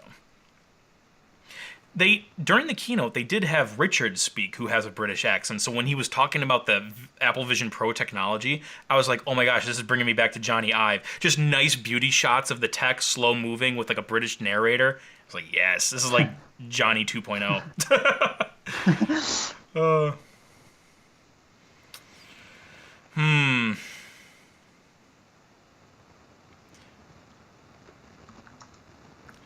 I'm just scrolling through the chat here. Yeah, if there's anything else you guys want to submit, let me know. But yeah, it's been a fun show. It has been fun. I appreciate everyone coming out. Absolutely. Also, I forgot to mention this a few more times, but if you want to make your message stand out in the chat room and promote yourself and make it pop up on the screen, like right here, like with our Streamlabs integration, you can go ahead and click the super chat button and make it stand out in the chat room and on the stream. And when you do that, you're also supporting the Computer Clan. So I appreciate that. Thank you very much.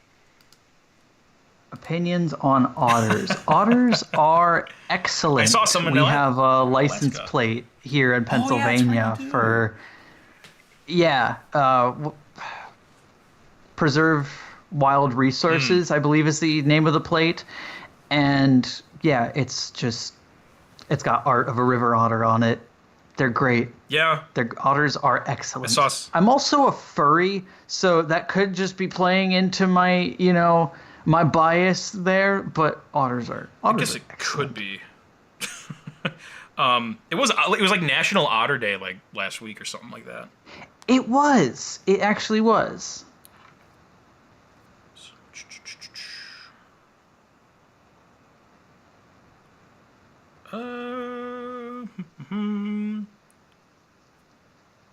Catch up on some Twitter stuff in a bit. Yeah.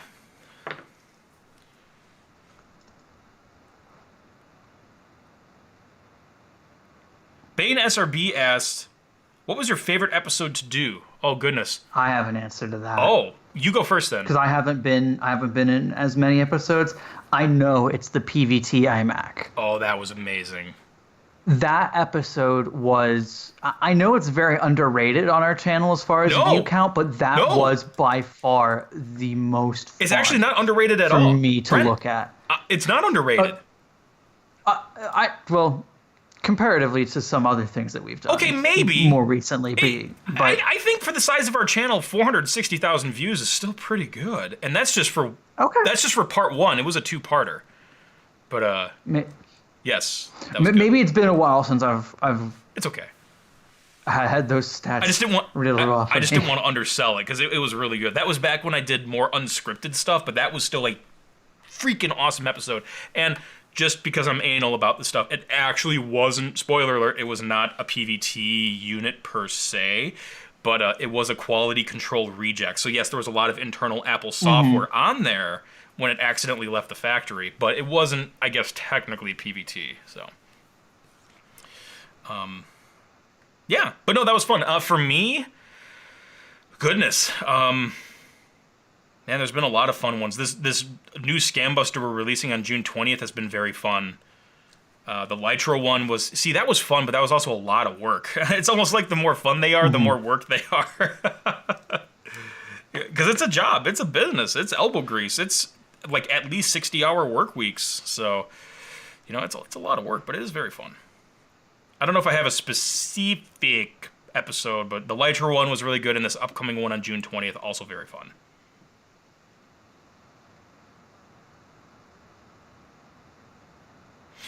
Deluxe is asking, is the Tech Misadventure Show a priority for you guys right now? I've heard on past live streams you were focusing more on Tech Talk. Yeah, I'm focusing more on Tech Talk because that format just performs so much better. Like, for example, it will take about a year for a Tech Misadventures episode, typically, to get like near 100,000 views. But a Tech Talk episode usually breaks 100,000 views in like a day and a half. So the growth is like quite literally like 200 times plus faster. And I got to focus on that because it just works better. So yes, as of right now, I'm not doing anything with the Tech Misadventures format, but it could come back in some format in the future. Maybe it's a live show again, like I used to do it live. Maybe it's a live thing. Maybe it's a TikTok thing. I don't know. But I'm not doing anything with it at the moment. Harry said he just discovered the channel and he loves it. I love you too, Harry. I don't know you, but I love you so much. No, I'm just kidding. But I like you as a friend. You just got friend zoned by a guy on a screen. Just kidding. I'm just kidding. Yes, I'm glad you like the content and the channel. Stick around. Some good stuff coming.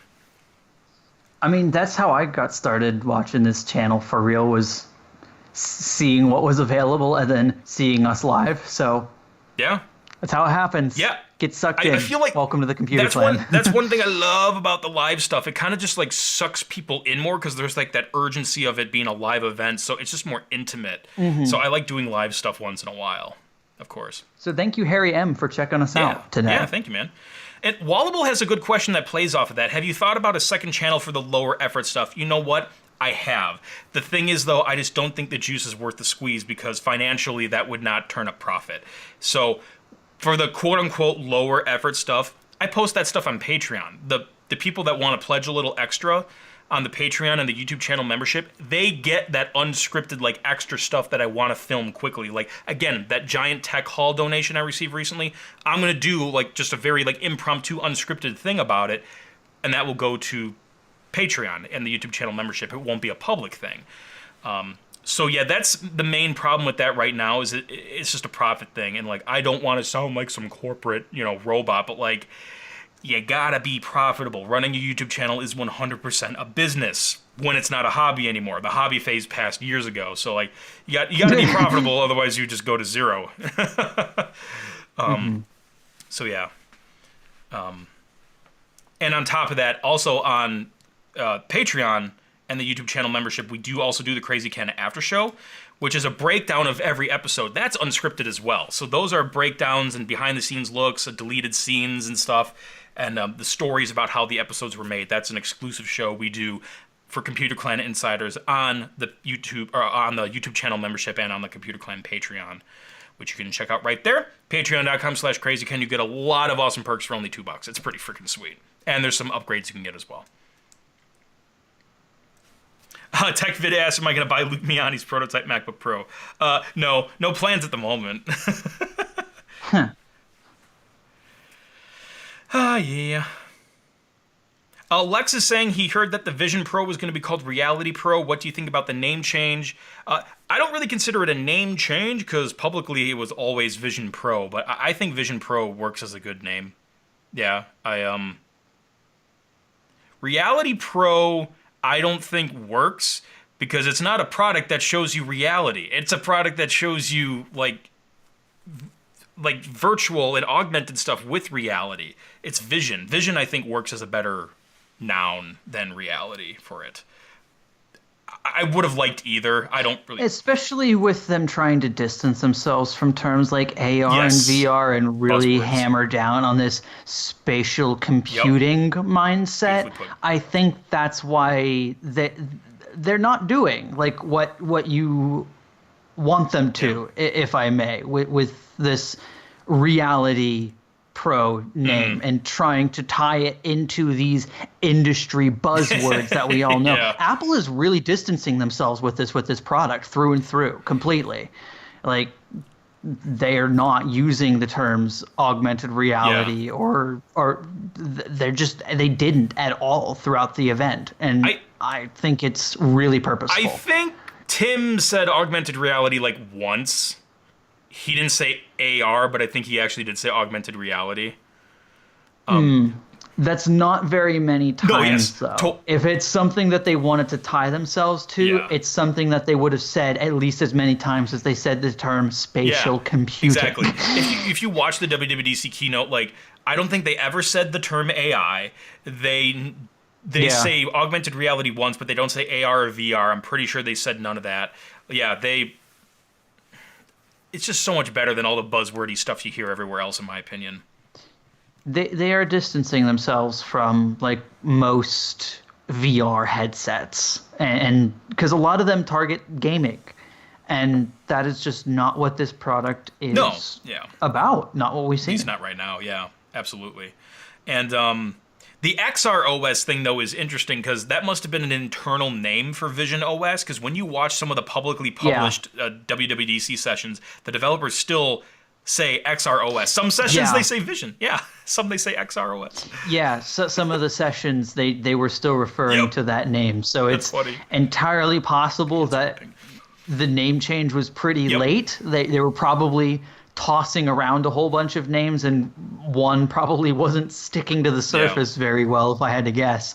And so I'm guessing a lot of the internal, probably software or system calls probably still have that term NX, and that's probably why they still refer to it. That's a good question. Yeah, by that name, coding standpoint. Yeah, I didn't think about that. They might. But yeah, River Tub is right. XR OS does not roll off the tongue. No, it totally doesn't. Vision OS just boom. Well, it was definitely a stand-in name for sure. Yeah, Tech God said there was one session where they said XR OS 45 times in a video. Yeah, that sounds about right. That stuff was probably all filmed before.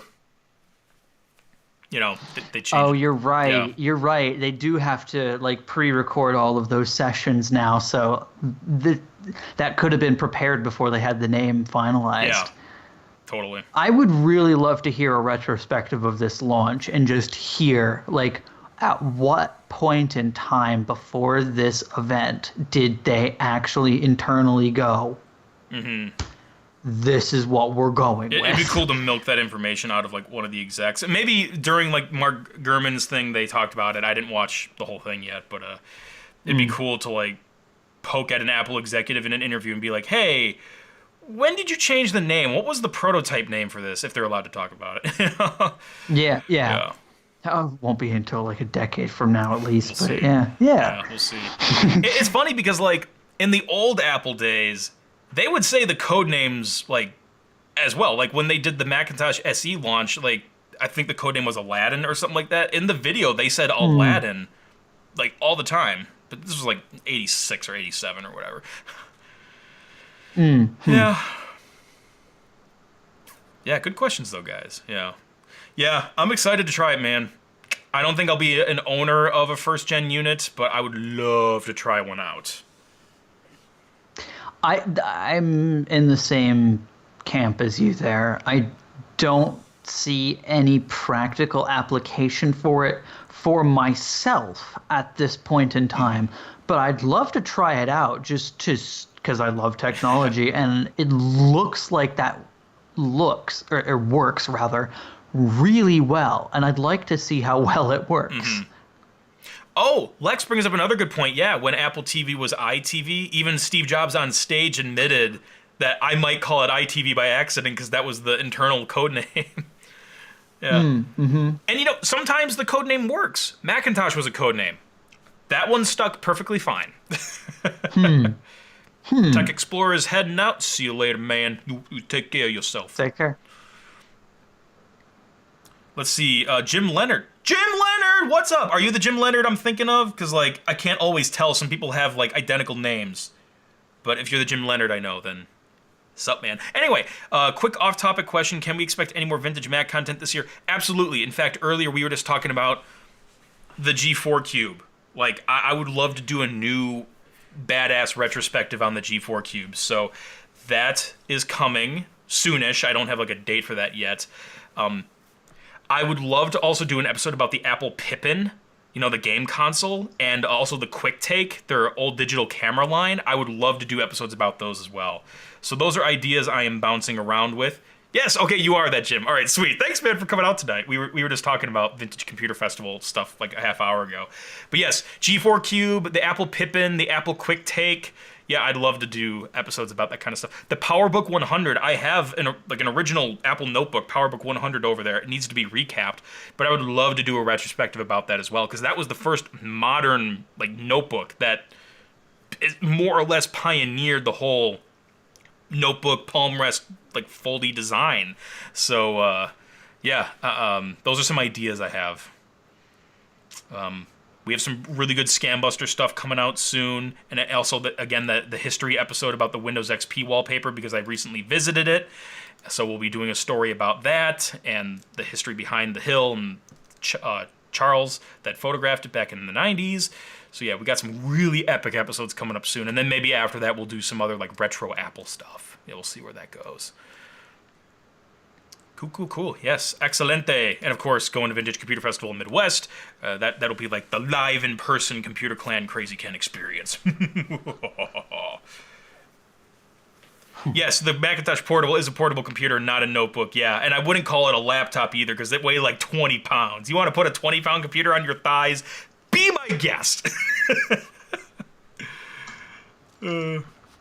Jack said this is his first time tuning into Computer Clan Live. Welcome! Welcome. Yeah, the floor is open to the chat room right now. We're just answering questions and talking about topics the chat room wants to bring up. So, hey, Eric, what's up, man? Yes, I'm looking forward to Vintage Computer Festival Midwest, too. Super excited. I know Vintage Computer Festival Southwest is going on, like, in a couple weeks. I can't do that one. Got too many other things going on, but yes, Midwest totally will be there. Oh, yeah. Anything else you guys want to talk about? Because basically we just keep going until the chat room dies, more or less. So if there's anything else you guys want to bring up, now's your time. Sweltering Action asks, what happened to Tech Misadventures? You know what? We were just talking about this recently, so maybe you just tuned in. So I won't go into all the details again, but the quick summary of it is, it doesn't perform as well as Tech Talk. Tech Talk outperforms Tech Misadventures massively. Also, I take much more pride in the content I make for Tech Talk compared to Tech Misadventures. So I've been focusing on that more, and it's been performing better. So that's why I focus on Tech Talk. That's the current situation. I'm not killing Tech Misadventures. I'm just not doing anything with it right now. So yeah, that's the TLDR. And for those who are newer to the channel, yeah, I haven't done Tech Misadventures in a long time, but that was like an unscripted tech show. I don't do that right now anymore, but that's what it was back in the day, so that's what some people are asking about. And that's the main reason why we don't do it as much. It's not that we don't like it, it's just that when content is more heavy and being unscripted and off the cuff, it's just harder to keep retention naturally. It can be. And, like, there's people that are wizards at, like, vlogging and taking an unscripted situation and telling a good story with it. I mean, yeah, Casey. This is true. Like, this is true. Yeah. I guess just for us in particular, we've found it more difficult to do that consistently. Yes, beautifully put, consistently. That's the thing. Some Tech Misadventures episodes do have great peaks, but it's very hard to keep the performance consistent. I find when I can write the story from beginning to end and tell it how I want, it's so much better. And that's why Tech Talk, I believe that's a big reason why Tech Talk performs so well. And of course, I got to give props to my feedback team as well that helps me dial in the video and dial in the titles and the thumbnails. That stuff is super critical. So, and it's been performing so well lately that I'm sticking to that until the status quo changes, you know. So, Rafflecopter, hey man, what's up? He's another longtime viewer. He says he misses the closet setup. Yeah, yeah, you've been around a long time. You know what that is. I started Computer Clan Live in 2009 in my parents' coat closet. No joke, I took the coats out, wired in a camera and a microphone. Boom. Oh, man. Let's see here.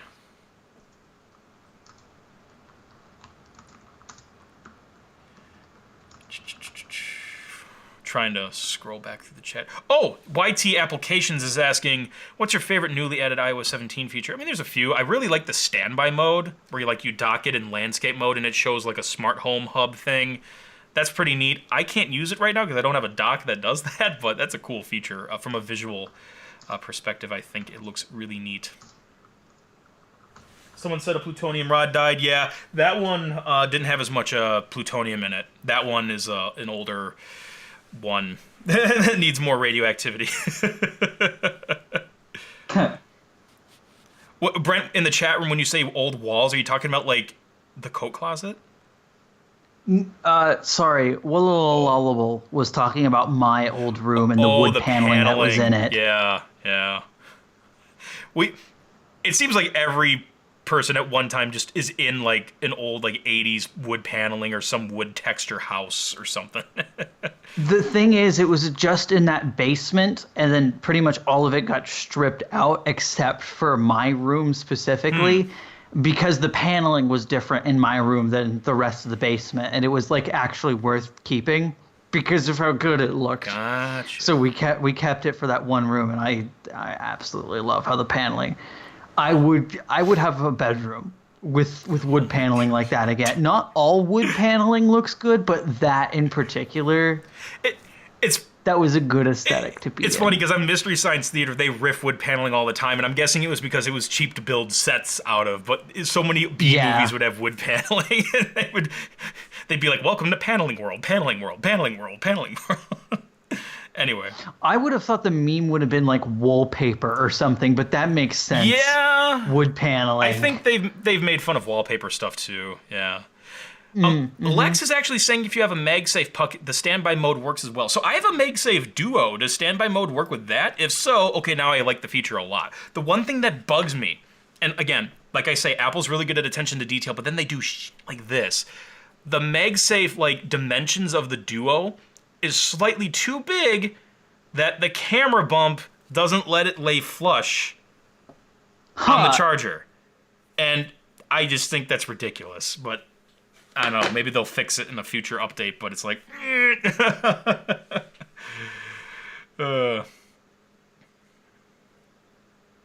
Okay, Control iPhones is saying standby mode works with any charger. Your phone just needs to be in landscape. Oh, really? So I was just overthinking it.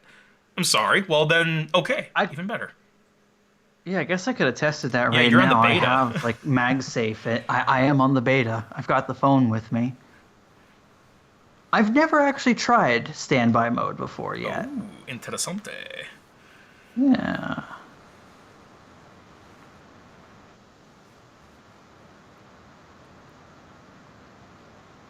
Wallable says, anyway, is there big stuff you've been planning to do with your set, or are you happy with how it is now? I'm happy with how it is now. I mean, if the community wants to offer any suggestions, I'll take them. I usually swap out cool gadgets once in a while to keep it fresh, but in terms of the overall design, I don't have any changes. I'm always open to suggestions. I was thinking maybe like an LED neon logo would be cool one of these days. But other than that, I have no immediate plans. Johnny Cha is asking, what about the No Cameras Allowed podcast? I have no plans to continue that at the moment. That all the episodes are still up if anyone wants to listen to them. In a way, the Crazy Ken After Show kind of is the spiritual successor to that stuff, where we talk about the stories and the makings of our episodes. So this exclusive show to the Computer Clan Insiders on Patreon and the YouTube channel membership is kind of like what replaced No Cameras Allowed. But I don't know. I'm not getting rid of No Cameras Allowed. Maybe I'll do something with it someday. Just right now, I have no immediate plans. But thanks for asking. Yeah, I need a Power Max. Yeah, the Black Edition 5500 in the background. I'm sometimes hesitant about putting black things in the background because when I shoot B-roll, sometimes they just look like black voids when the mood lighting is on and everything. So I'm sometimes hesitant, but it depends on the lighting, I guess. But, we have the iPhone right there, which, is black, so that works, I guess. But yeah, it would be cool to have one of those Blackintoshes in the background. Oh, yeah.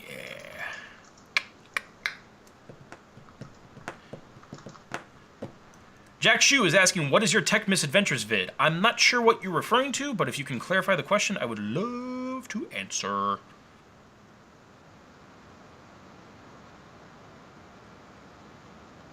Yep, I'm rocking the InfoGear iPhone there, and the Sidco iPhone is chilling behind me right there. I was actually thinking of bringing one of these to Vintage Computer Festival Midwest.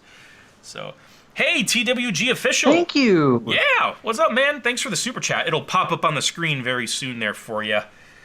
My pants are ripping. This is like a SpongeBob moment right now. I have a hole like this big in my pants, and it just keeps ripping like every time I move on the stool. This is going to be embarrassing. Well, what an excellent way to celebrate the first super chat from TWG Official, Ken. Ripping your pants. Yeah, there you go. That's live on show. If we could raise $1,000 in super chats, I will rip my pants off right now. Probably won't do that, but that'd be great. Get it up. Get your donations in, Oh, boy. folks. He'll do it. He'll do anything for donation. Hey, I did the AirPods Max bra thing for free. I just did that for retweets.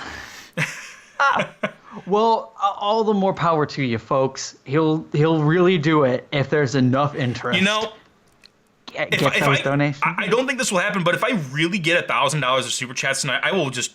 I don't know if I want to rip my shorts off because I want to sew them up and save them, but I don't know. I'll like stripper rip them off or something. Or they're not like they don't have buttons on them, so you can't just like pull them off like that. But I don't know if that'd be appropriate though. I don't know. I don't want to be inappropriate on camera. We don't have to show it. We don't have to show it on camera. We'll just have it happen with you being, we'll Elvis film you, waist up. It's Okay, fine. I'll just like strip them off and like hold them up without you actually seeing my underpants. That's right. That's how you do it. That's how you do it. Deluxe says, Brent, please release my family, and he sent a super chat for that. What? Am I missing something there? I'm encouraging everyone to donate, but yeah, if you let me know what package name your family is in, I would be happy to run a sudo apt purge command for you. Thanks, Deluxe, for the super chat there. And the Lord of Thank Nothing. you, Deluxe. The Lord of Nothing also donated. Thank you very much. I really do appreciate it. Oh, yeah. Infinity Gaming is asking me what wheel I have. It is the Logitech G920. There you go. So he can drive his house to I space. don't have any gear shifter to go along with it, just the wheel and the 3 pedals. Mm-hmm. Pants. You know what? This will be a good moment to decompress and bust out my official DriveSavers stress ball. Oh. Yeah, they gave us some nice little gifts when we were there, and one of their employees gave us this. I'm Rudolph. I got a big red nose now. Yeah. Yeah, I still have yet to unpack all my stuff from the trip. Dude, I feel that. I probably... Oh, Yes! sends us 2 capitalism points. capitalism Thank you. Honestly, I probably still would have left some stuff in my suitcase if I didn't have to unpack all my camera equipment. And since I was unpacking the camera equipment, I'm like, let's just unpack everything. Controlling iPhones asks us opinions on waffles. Dude, I freaking love waffles. Look, I am not like Leslie Knope from Parks and Rec, where she is like obsessed with waffles, but I do like waffles. I love bubble waffles. I love strawberry preserve on waffles. I want a Sonic the Hedgehog waffle maker. They make an official one. It's so cool.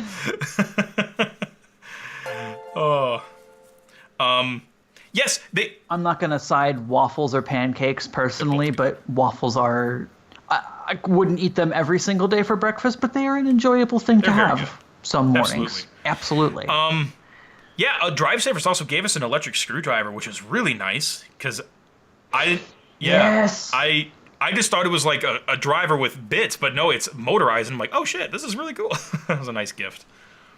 I have yet to unbox that and try that out, but like I said, I've still got yet to unpack all my stuff, but I'm very looking forward to getting some practical use out of that screwdriver. Yeah, I'm so excited. They have some really nice bits in there too. There's a few torque. They're all security. Oh yeah, Very good.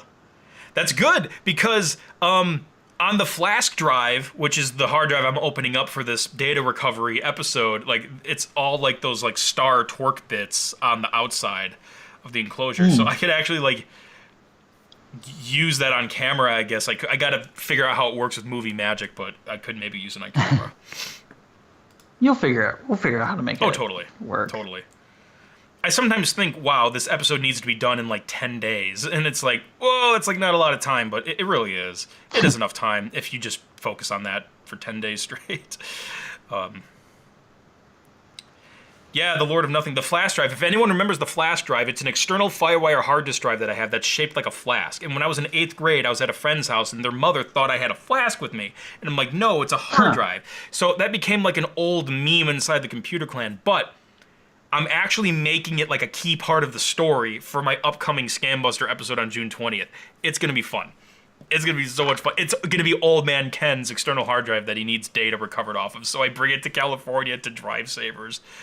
Oh my gosh. It's gonna be such a fun Dude, this episode on June 20th has like everybody in it. It's got Brainiac Brent. It's got Pixel Peeper 3000. It has Old Man Ken. Like, it's got like the whole band in this episode on June 20th. It's gonna be so good. Huh, yeah. Martha! Yeah, exactly.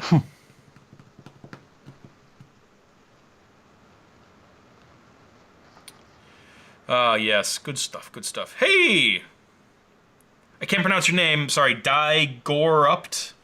Sorry if I'm totally butchering that. He says, greetings, Ken. Greetings to you. Well, We've been going for a while now. How long have 3 we hours. been on air? We've been on the air for about 3 hours. Nice. Yeah, if there's anything else anyone wants to ask about or talk about, now's your chance. 3 hours is usually about how long these things go for, so we're certainly rounding it out. Yeah, and again, Brainiac Brent, if you got to get going, you don't have to. Oh, I don't. Okay. I'm just saying. Sweet.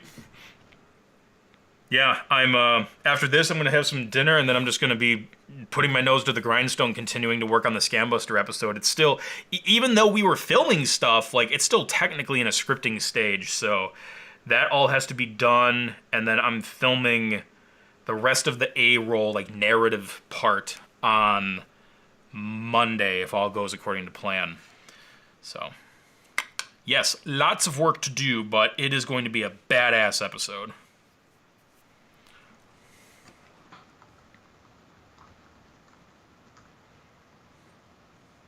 Yeah, the longest show I ever did was the Half-Life 2 charity event. That was 11 and a half hours.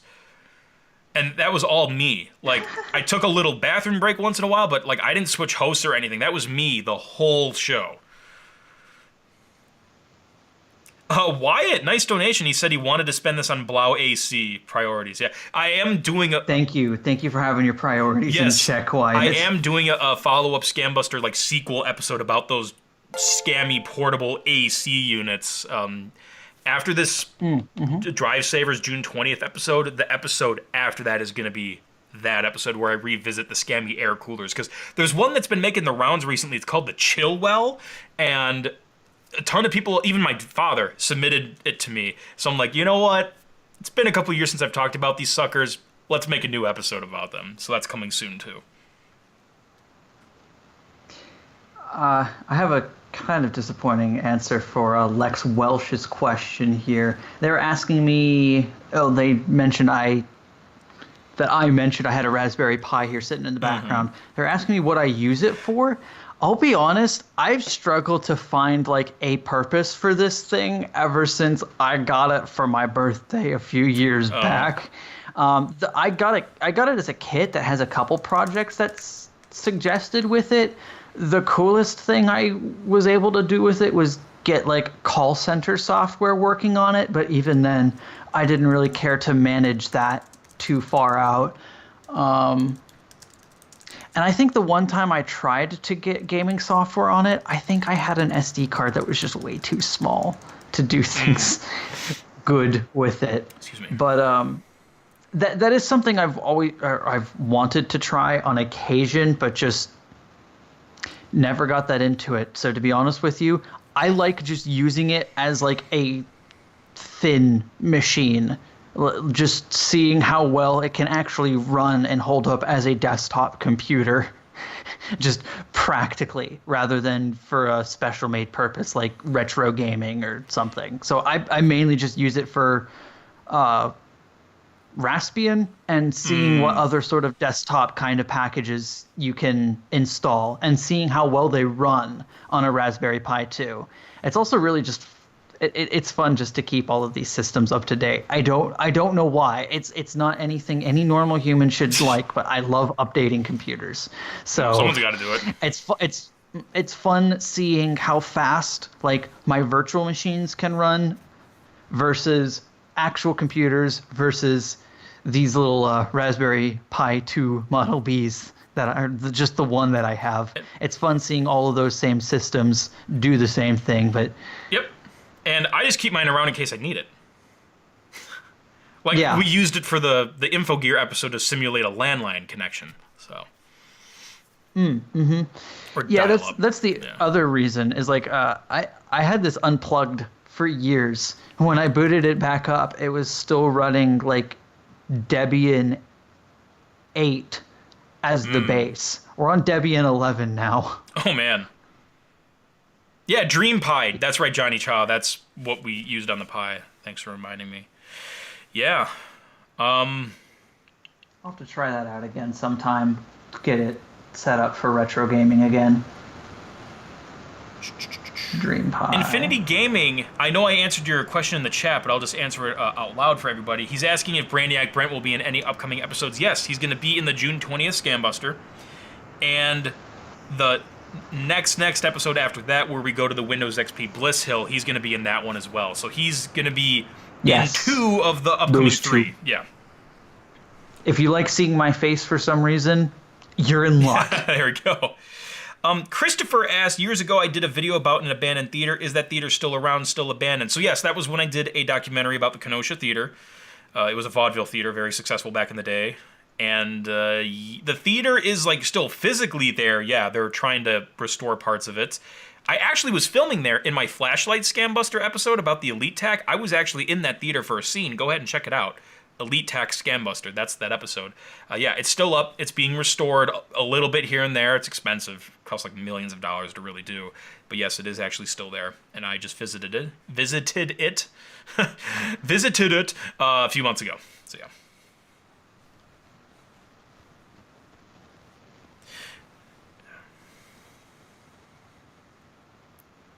Cool.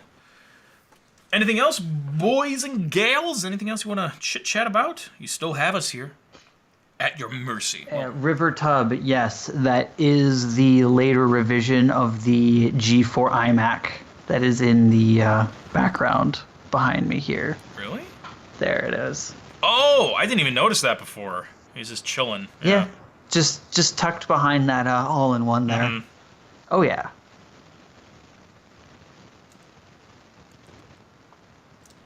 Hey, Lord of Nothing, Lord thanks of for your Nothing super chat. donated $1. Yeah. Thank you. Buccarino.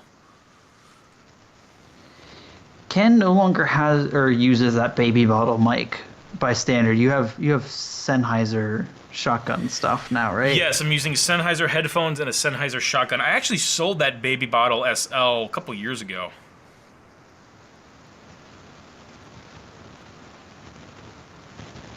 It was good. It's just I needed shotgun mics, so I stuck with those. Oh, the Blue name is retired? What? That's a shame. What? It's all going under Logitech's gaming brand now.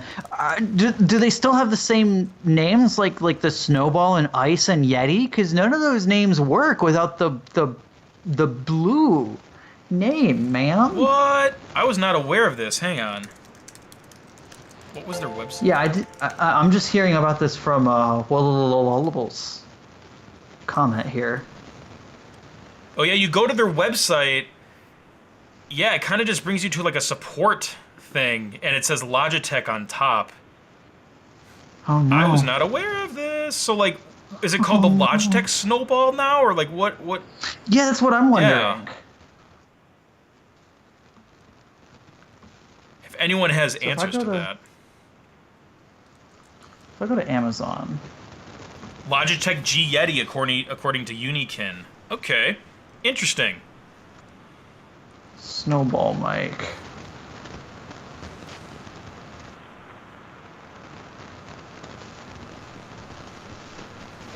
Speaking of snowball mics, it sounds like yours is doing a little static again. It's not as bad as it was before, but it's a little... Oh no! Hang on. let me kick it again. Just like an old TV, you just smack it and it starts working. Hell yeah, man. Seth asked if I still use that power bank from my very early like lit mobile scam busting videos. No, I don't. I don't. Johnny Cha asks, how's the 2006 Intel iMac doing? It's doing great. It made an appearance in the Zune episode I just launched about a week and a half ago. Yeah, it still works like a charm. The right speaker is starting to buzz a little bit, so I just pan everything to the left channel. But yeah, everything else on that computer still works perfectly. And it's from, I we bought it. It was a family computer in like 2007. Still works perfectly, except for that one little speaker. I think my mic's back. Yeah, you sound good. Cool. So yeah, today I learned that Logitech just killed another brand that I like. What is it with brands that I like that have no reason to die, just dying? Dude, I feel that. Like Mixer's dead, HBO is dying, and now this. I feel like that happens to me with, like, not necessarily brands, but, like, with TV shows. Like, I finally started watching Ted Lasso, and then, like, the week after, they were like, all right, final season. I'm like, oh, what? I just got here. Discovery bought out HBO, and now all of my favorite shows are coming to an abrupt, in my opinion, end. Like Barry and Succession. You can't convince me that those shows are not ending because they were. And Brent, stop liking brands. But they do things that I like. Don't have opinions. Don't like things. Yeah, just stop having human emotions, please. It's all good. We love you, Iron Argon. We know you're punking us. Yeah. Oh, I know that. I know that name. Iron Argon's been around for a long time. I'm just giving him shit. If you like brands, they die. But so does all of my family. What? Never mind.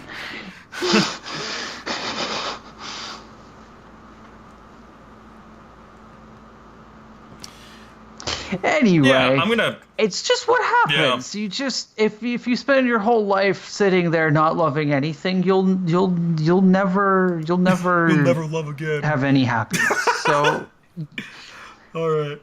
Well, I feel like this is a good spot to wrap up unless anyone has any like last minute cool things to talk about or ask about, but if not, I think we'll wrap up for tonight. Thank you, Brainiac Bren, for being on the show. It's fun. Yeah. It's always fun being Absolutely. here. And guys, stay tuned for June 20th. Epic new Scambuster episode coming up. We were just talking about it earlier, giving some sneak peeks. We were in California filming for a week. We were filming 2 episodes, and one of them you're going to see on June 20th, so stay tuned for that. And Johnny Cha, thank you for the last-minute super chat. I really do appreciate it. Thank you. Cookies is here. Oh, he says, welp, I'm late. I'm sorry. You just got here. Hey, I know, like, video on demand isn't the same thing as a live show, but you can always rewatch this episode. It is recorded on the same link. You can rewatch it later. I know it's not the same experience, but the option is there. But yeah, June 20th. Sometimes it's fun. Sometimes it's fun to watch recaps. So if you're into that sort of thing, peruse at your Yes, leisure. we do have. They're unlisted, so you can't search them on YouTube. They won't pop up. But if you go to our channel, in the playlist section, there is a whole playlist of Computer Clan live recordings that goes back like 3 years or so. I think the first one in that list is when I like rebooted the format of the show and I interviewed Renee Ritchie. So, Infinity Gaming is saying, how often will you do these? So lately, I've only been doing these like every 6 months, but I'd like to do them like every 2 to 3 months. I would like to do more live stuff if it continues to perform decently. So it's a possibility that I'll do them like every 2 to 3 months going forward. We'll see. But I do like doing them, and I hope you guys like them too. Let's see. Infinity Gaming is asking, has there ever been any scam bust items that have deleted themselves off the internet besides the Pods Pro company? Yeah, there's actually quite a few products I investigated that disappeared after I did episodes about them. Whether or not it was me causing that, or is this a coincidence? I don't know, but like Lit Mobile went away, Cardio went away. I contacted Walmart about those fake SSDs. They replied to me and said my video was good, and they took that stuff down. So yes, the bad stuff does go away sometimes after I talk about it. And it's never my goal to get it shut down. It's my goal to entertain and inform people about the subject matter. I don't go after people. I don't like do anything dramatic, like overly dramatic or privacy invasive. I don't go into this stuff with the goal of taking stuff down. But if it does get shut down, so be it. All right. Well, I think that's a good time to wrap up for tonight. Again, stay tuned for June 20th, epic new Scambuster episode coming out on the Computer Clan YouTube channel. Thanks, everyone, for coming out tonight. Thanks again, Brainiac Bren, for being on the show. And thanks for having me. Yes, and for everyone else, catch the crazy and pass it on.